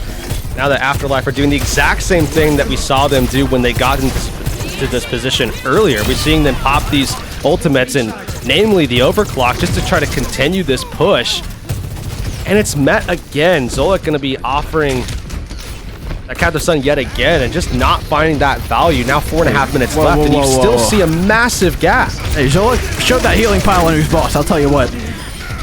Fix, though, and Lethal turn things around. Afterlife continue their march forward. Haven working a side angle as well. This is working beautifully for Afterlife. Strider just can't seem to keep his head on straight. I mean, which fight do you actually want to take here? Yeah, it's so difficult, especially with the Orisa pick, and this is where things get real dangerous. We're seeing a full swap up, actually, for Pirates and Pyjamas. They're going over to the Winston composition. We already saw Z-Man make the swap over to the Ana. Now it's the Winston. Scissors to follow as well in the Tracer. They're completely switching the methodology here. Everything is flipped up on its head. Again, I'm kind of wondering why we didn't see something like this earlier, but we'll get our answers later. For now, it's Captain Sun over top. Zolik down, next to go. Fix cleaning up the entirety of Pirates and Pyjamas, or at least enough of them that the entirety doesn't seem too far away. Afterlife clean it up, and a full cap will be theirs. And not only that, but did so with plenty of time on the clock left still as well. Pirates and Pyjamas, nothing doing there. Afterlife, they went ahead and picked a map that they knew that they could take, and that's exactly what they did. We're going to a map 5, man. In the weirdest of ways, too. I feel like none of these maps have gone kind of as expected. I think my hopes were higher here for the Sigma composition than yours were initially, just because, you know, that front to back can be pretty good. The Orisa wants her players to be working alongside angles, working from far away, where she can kind of make the space and then they work around the edges of the map. And Colosseo, being more linear, I felt would be decent for the Sigma, but it wasn't even good for that reason. The Sigma composition was playing arguably more split than the Orisa composition was in a lot of the situations where you saw Haven going off on side angles alongside the Illari and finding picks from off angles, from flanks, and stuff that you don't normally expect to get with the Sigma that you would expect with the Orisa. So it was almost played in reverse from how I expected, but worked out for the same reason. Yeah, I think interestingly, when you talk about playing into that composition, that Sigma-based composition, especially on a linear map like we just saw, one of the big things that you often see is teams looking for tempo, playing for tempo specifically. And what I mean by that more specifically is, of course, just going ahead, finding that grasp cooldown. As soon as that's not available, you can just run that Sigma down. There's basically nothing stopping you, especially if you still have Fortify or Halt available, rather, to be able, or rather Fortify, to be able to just walk at them. I mean, Rock isn't going to stop you. The Accretion's doing nothing. There's nothing in your way. So you see a lot of teams really kind of play around that one cooldown and play more aggressively when they see it down. And there are opportunities for that occurring, but not really a whole lot capitalized on. Obviously, it's being made very difficult by a team that knows what their potential pitfalls could be with their composition, but that's going to be something that I'm looking forward to potentially coming back up in a map number 5. Yeah, tough solution to have. We're going over to control that Sigma. I mean, it seems a lot less likely on this map. Pyjamas. We'll see what the solution is when we get back. You like solving problems. Problems like how to stop that tracer from deleting your backline. I know just what you're thinking. Go bring a turret. But y'all can't solve all your problems by simply bringing an extra friend to the battlefield. For that, you need the Contenders Torbjorn skin. Solve your problems by connecting your Battle.net account to Twitch. After that, watching Overwatch Contenders Summer Series will contribute to your drops progress, letting you claim your Overwatch Contenders Torbjorn skin. Even your turret gets an upgrade. Warning, the Overwatch Contenders Torbjorn skin does not come with extra or upgraded turrets. Build instructions will not be provided. By picking Torbjorn, you waive a claim towards any destroyed turrets. No refunds, no exchanges, and no take-backsies.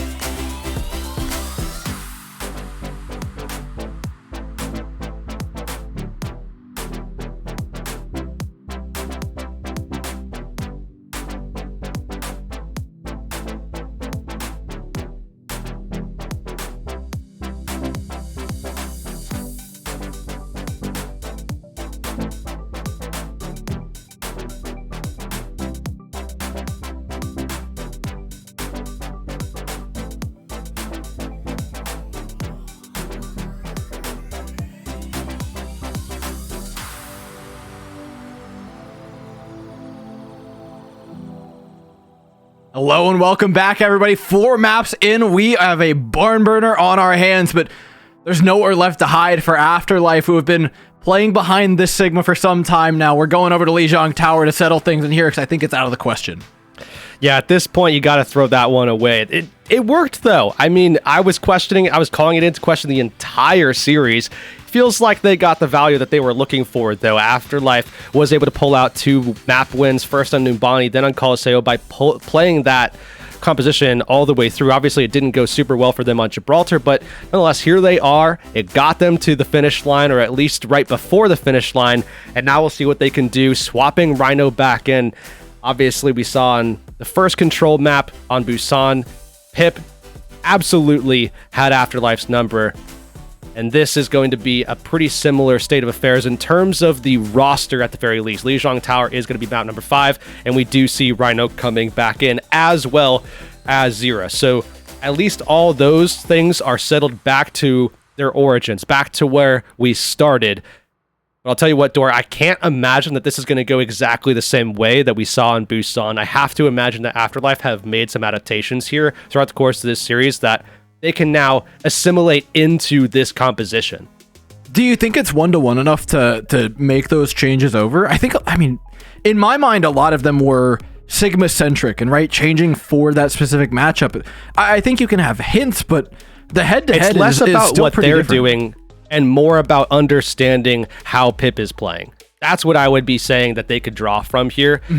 And I imagine that that has definitely been the case. Obviously, you know what kind of angles that these players are taking. You know how Zolik is trying to incorporate those flanks. Obviously, we see some pretty aggressive plays being taken by Pip more often than not, where if Afterlife are patient and they're playing for those rotations, they can get some value out of that should the need arise. Obviously, they don't want to have to play for things like that, but I think just noticing some of those trends, some of those consistencies that we get out of Pip can actually find ways to become advantages for Afterlife instead, as long as they've picked up on them, and I think that they have. And the proof's in the pudding. They got to change things up for map number 1. We're starting things off on Garden to open things up. Rasamir is likely, though, if there was ever a place that we didn't get it, it would be Garden, and Rhino's lining up on a Reinhardt. I see Lucio Bap, so this doesn't seem like bait. Yeah, we saw this as well over in EMEA, so it wouldn't be the first time that we see a team actually just say, you know what, we see that Orisa-based composition, we can go ahead and just play Rush into it, and we can get a ton of value out of just absolutely clobbering and beating you down before you really have time to find those picks through your mid-range hit scans. And it looks like that's exactly the comp that we're going to get out of Afterlife. Obviously, Pip is going to be sticking to their guns and playing things out on the Orisa.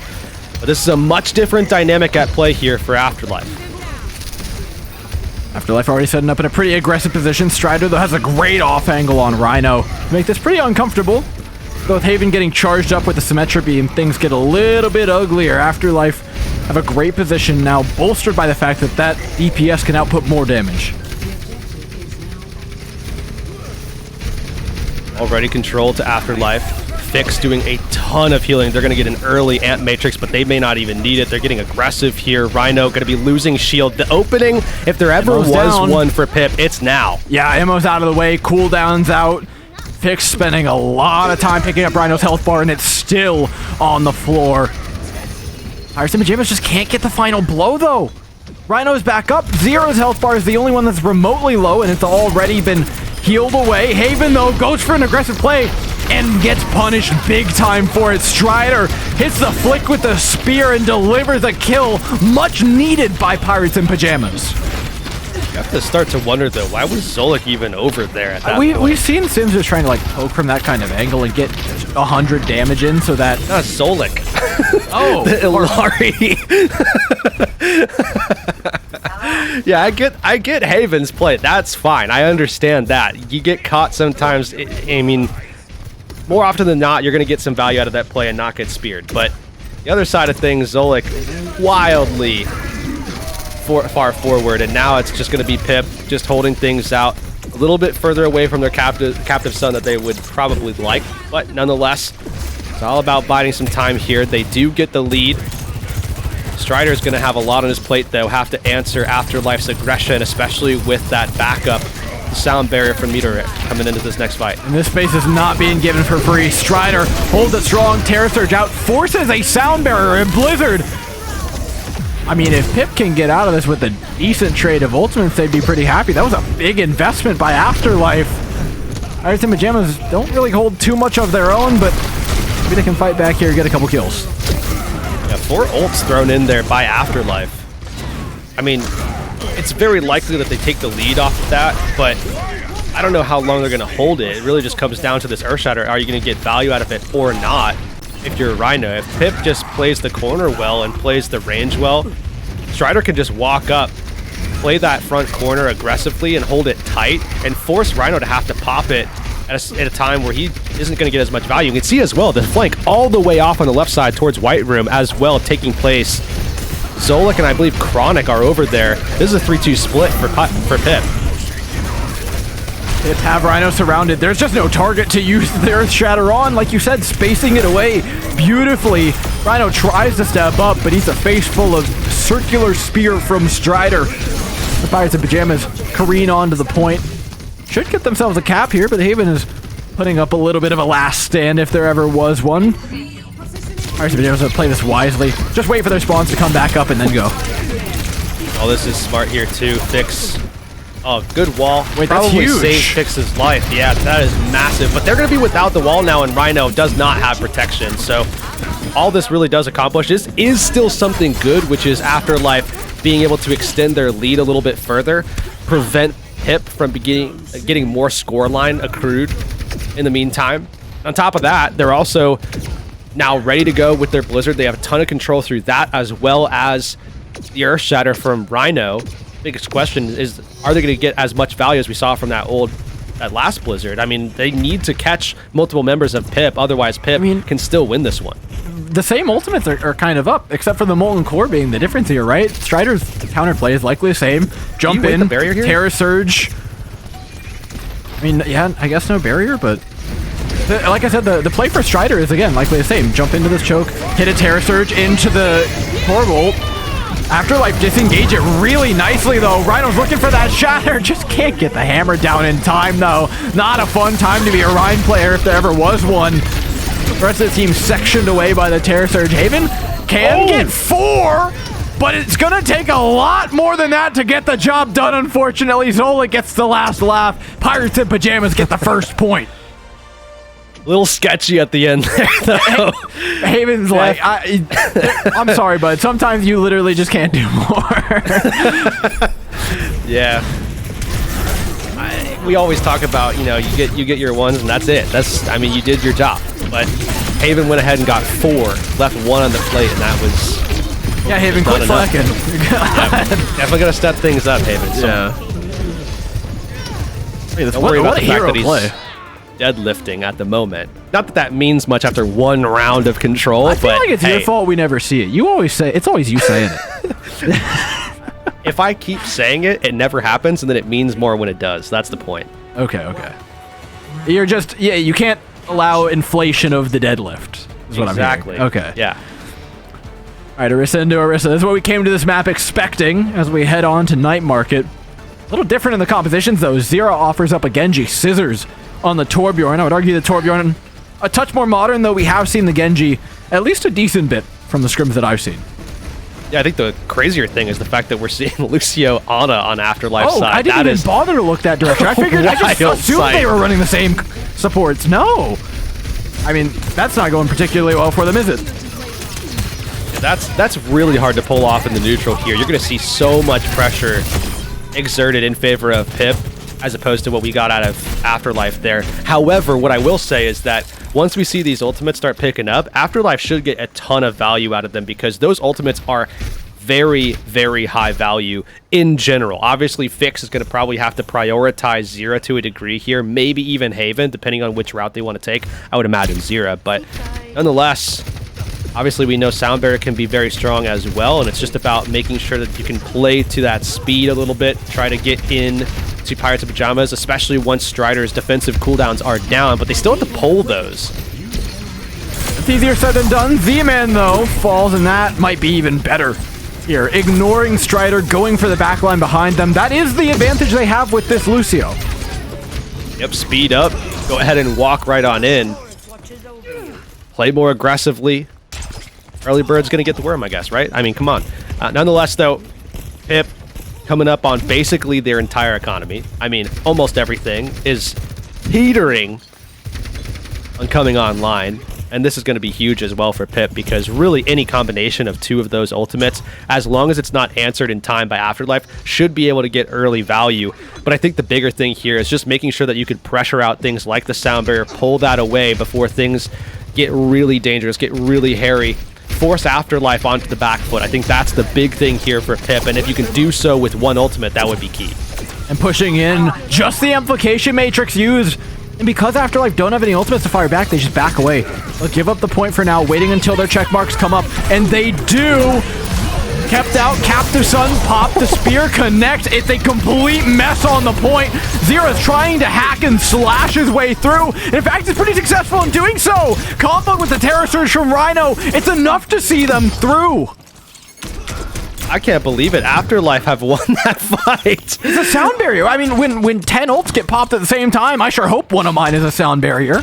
Well, I mean, it's a little bit more difficult when Meter dies before the fight starts and he has to come back into the fight to get the sound barrier off. So makes it a little bit more tricky. Yeah, but nonetheless, Afterlife, they get the fight win. Now it's about holding things out. Pirates of Pyjamas, they're getting pushed out already, though. I mean, both of them say it ends now. It's a question of just which direction. Haven is already just on a tear with the Sojourn. Forget compositional changes. Forget positioning adaptation. Haven Sojourn, maybe that's all we needed. Yeah, it's definitely making all the difference right now, and Pirates of Pyjamas are going to have to swap to some pretty crazy picks just to try to see if they can, first of all, get to point, but then, of course, also still try to find a way to win this objective, and I just don't see a way to do that. Touch came through. Pirates in Pyjamas. Maybe a little bit more patient about it. Scissors coming in from over top. Zolik pocketing them. Strider has to get the touch, but can't in time. Is kept back by Meter. We're going to map 5, sub-map 3. This is all the way. I was talking about the finish line before we got into the map, and it feels like we were way further away than I had anticipated then. But good job, I think, from Afterlife to make those adjustments, and we saw them make it work with what they had. We still had the Lucio, the Ana, holding down the fort towards the bitter end there, and they got the win. And I think, again, a lot of that really came down to the fact that once that fight broke out, about halfway through the round, Afterlife coming out ahead won them the round. I mean, without a doubt. The fact that Meter was able to come back in and make a play happen with the sound barrier after dying early in the fight, it was a 4v5 disadvantage. That kind of stuff completely solidifies rounds here. Now we go into the final. And this is where, I mean, obviously all chips are on the table. You do not want to go down into the lower bracket. Teams in NA are just way too close. It's way too easy to fall out of the tournament completely if you go down there. So look at these teams obviously on the edges of their seat just like we are now. Few adaptations to be had. We've played 5 whole maps by now. It's all down to this. Control center. First advantage Pirates in Pyjamas. A pick by Scissors to open things up. Afterlife unwilling to give away the side lane, though. Will trade off Zolik for Haven. They have no way out, though, now, as the teleporter's now gone. Does Haven swap off the Symmetra is actually my question here. Does. Goes back over to the Sojourn to try and give the team a better angle in on this fight. Definitely going to be looking to try to capture that left side that Afterlife have already claimed. You could definitely send someone up there. They're going aggressive again. And Strider separates away the backline. It's a risky play. You're going to need a ton of damage afterwards. The wall from Zira is beautiful. Although separated away, saves Rhino and separates off Strider with a singular wall. That is beautifully done by the Mei from Afterlife. I mean, I gotta say, while I don't suspect that we're gonna see a ton of Lucios being played with this type of composition, I will say that it is working well for Afterlife and their playstyle by just making sure that they get the opportunity to dictate when the fights happen and how they happen. Not only that, but also where they're gonna happen. These are all important details. Afterlife dives into the backline. Haven again shows up on the signature Sojourn. Good for 3 in the fight. This is exactly what Afterlife wanted, but they're only 28% in, Hurix. Yeah, I mean, they're still actually behind in the round right now. That's crazy. Not for too long. They are going to take it over, but I do think, again, it is such a nice boon for Afterlife that they get to decide when the fights happen, how they happen. And despite ultimates coming up for Pip, I still think this is going to be a growing concern for Pip as Afterlife can continue to make that kind of play. Overclock coming online, but Chronic takes Haven out of the question.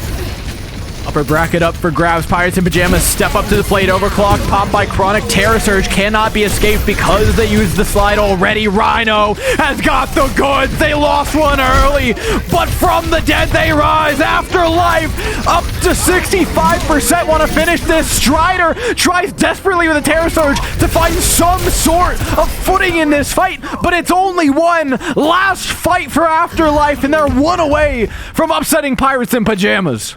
Look at this as well. Sound barrier coming online here for Meter. This is definitely an ultimate that can just solidify a fight for you. Zolik is going to have to be an absolute hero. We've also seen Torbs in these moments clutch up.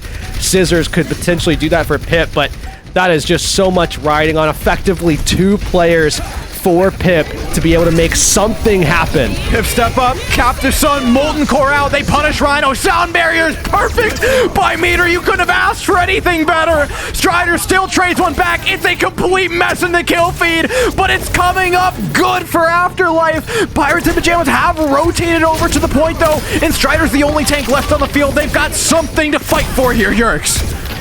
Oh, fantastic job by Pip. They solidified this one, and it really was just a concerted effort through and through. Afterlife went ahead and came back separated. You saw Haven dive in, try to get that contest, and that isolation mid-air like that just makes it so easy for Pip to get those last couple of kills, despite the fact that Afterlife had a pretty good spot in the fight.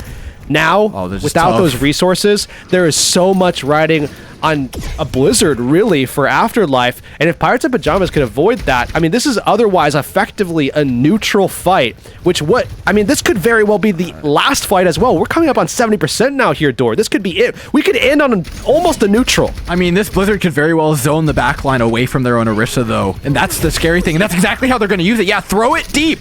Separate Strider and then engage onto the Orisa. But they can't find the engagement. Strider wisely sidesteps the engagement. Zera, who was on the flank for the blizzard, gets picked off. 85% crests over now for Pirates and Pyjamas. And Afterlife's plan has fallen.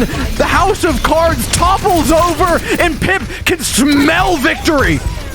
Oh, Zera onto the Tracer now as well, just to get back into the fight, and that is just a dangerous pick to be on in a fight like this, and the way that this is going. Zola getting his pressure, though. Either way, but it's all Afterlife falling. Scissors and Strider hold strong on the high ground. Rhino falls cataclysmically to the Terra Surge of Strider, and Pirates and Pyjamas deliver the goods when it matters. Upper bracket is theirs. They stole this one away. They stole it back, rather. I mean, they were in a great position through most of the series. We saw them get that 2-1 lead early on. They get to the very end, and it looked like a sound barrier was going to be the tell that Afterlife was going to steal this series, but in fact, it went the other direction. I mean, despite Haven's best efforts, despite really everyone's best efforts there, just wasn't enough. Not this time around for Afterlife. They're going to be moving down into the lower bracket, unfortunately, which means I do believe we're going to be seeing them later on in the night, so definitely stick things out just to make sure that you can see where they end up at the end of things. But Pip, a great way to end after what was a really great way to start. Yeah, they are going to be more than happy, not just with the result, but I think with the way they played as well. There was a lot to adapt to. Afterlife threw the kitchen sink at them, both compositionally and tactically. Yeah, we saw that Sigma a lot, but every map was just completely different from any of the previous ones, and it made it a very difficult series, one with a lot of depth to it. Yeah, obviously a lot of back and forth. We went all over the place, and we saw compositions we were not expecting to see, especially with how good they honestly looked. I mean, definitely curious to hear a little bit about the other side of that, because obviously Pip is the team that wins, so we'll have to talk to them more about their perspective, their approach in dealing with what was definitely not a composition that you're going to see often from other teams. But either way, they got the job done. They got away from the comp, first of all, and probably more importantly, because I mean, there was a couple of maps there where it looked like that Sigma might have just taken the series over. Yeah, and again, you have to give all the credit in the world to Afterlife. I mean, played a hell of a series. They had a lot to contend with after that map number 1, and at the end of the day, it was map number 1 that did it to them. Either way, I wish them luck in the lower bracket. Like you said, in NA, that is more often than not a death sentence with how close these teams are, but somebody's got to come out on top. Afterlife hopes it's them. Pirates and Pyjamas, though, can celebrate for tonight. We'll talk with Jolik in just a bit. Oh, hello, fancy meeting you here. It's so nice to see ya. Are you ready to survive the wastelands? Then you'll need to bring your shotgun, your axe, and of course, your knife for your sharp wit, if you get my drift. Hey, whoa. Hold on there. Don't forget to pick up your Overwatch Contenders Junker Queen skin. Yeah, gearing up is as easy as connecting your Battle.net account to Twitch. And after that, watching the Overwatch Contenders Summer Series will contribute to your drop progression, letting you claim your own wasteland-ready Overwatch Contenders Junker Queen skin. Oh, that's right. It's time to rampage. Now, get out there and slay with the Overwatch Contenders Junker Queen skin. Okay, take care now. See you in chat.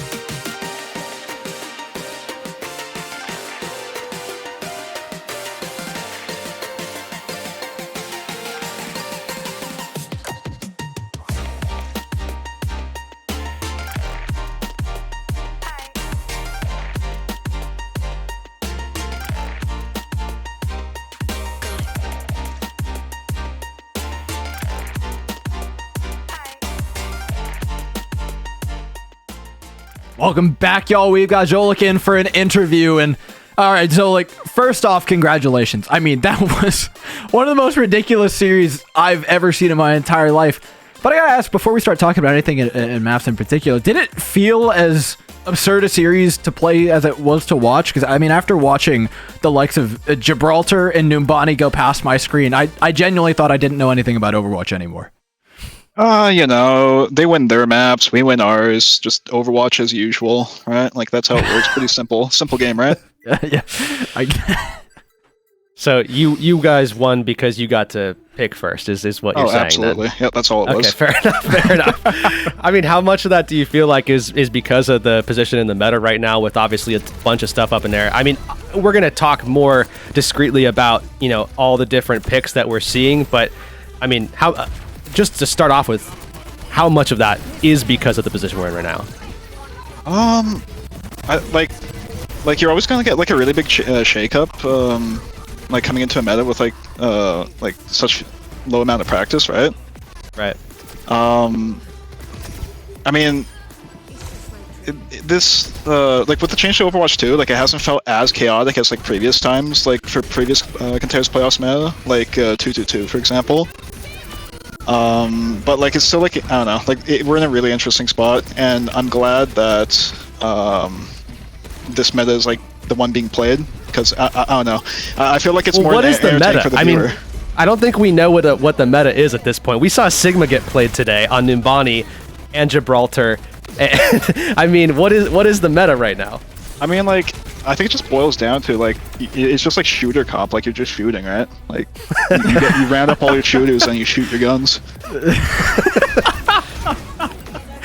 I think you've just christened it. Thank you very much. Yeah, it has been a lot of projectile play, but you guys seem to be doing it a little bit better. I want to start off with map number 1 when things were kind of all going to plan, at least for a little bit. What do you think set you apart in map number 1, and what changed from then on in the series that made it more difficult to contend with?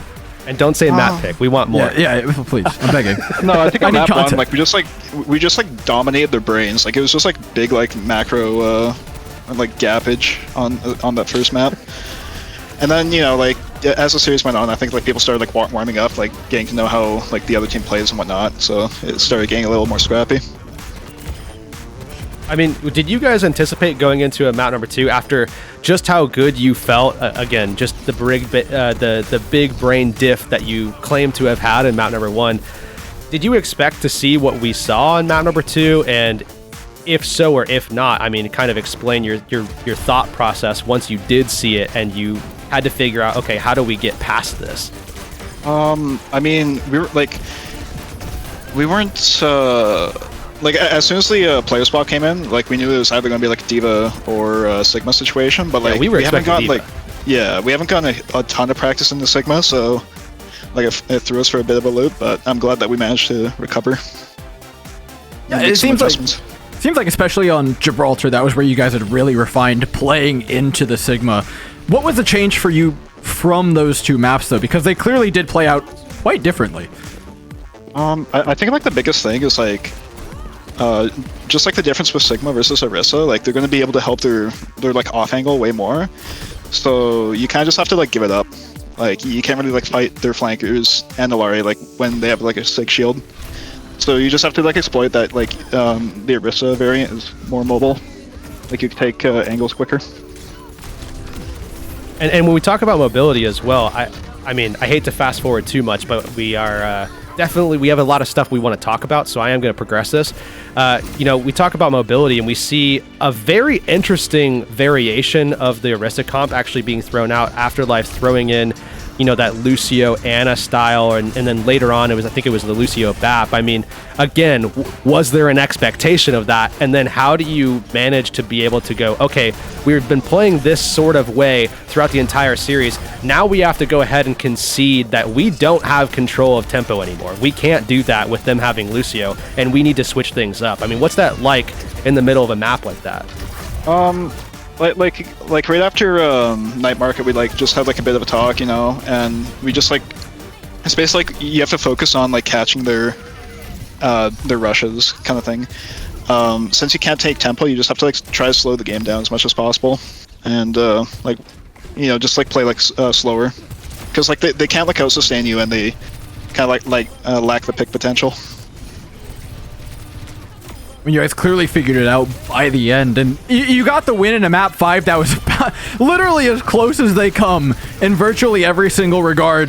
What's that moment like for you? Because, I mean, Hurix and I, as I think a lot of people do, consider NA to be a very just difficult region to survive in. Going to the lower bracket is a very scary thing in this region, because virtually any of the teams are capable of at least picking up a map, if not more, off of all of the other ones.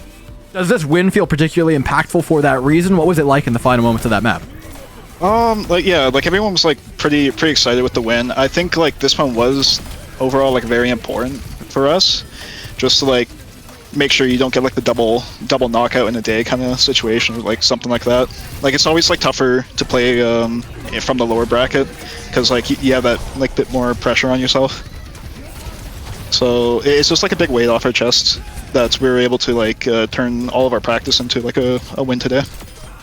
I'll just touch on the elephant in the room. Obviously, you're playing a brand new hero. We have had a little bit of a discussion back and forth with some of the EMEA players that have been picking it up. What's been your take on playing it? Obviously, you're not typically what we would consider a flex support player, but it seems like you picked it up well enough. I mean, I don't know, like it was a surprise to me, honestly, because like I would say like my DPS characters are in the realm of like Granite 5, so being able to like transition was like a welcome surprise, especially given our like kind of like the sports situation.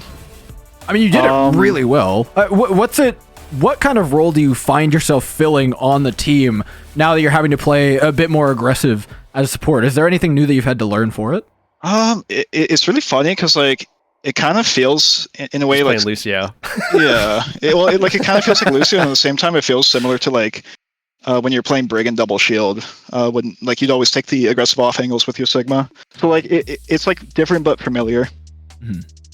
Fair enough. All right, well, we're gonna go ahead and let you go. We still have so much that we have to cover, so congratulations on the big win. You guys dodged the double knockout potential in the first day, so I know that was a big thing that you guys were trying to avoid. You did it. You managed to move forward. You guys have a pretty tough matchup against O3 Splash, I have to imagine, so best of luck in that one.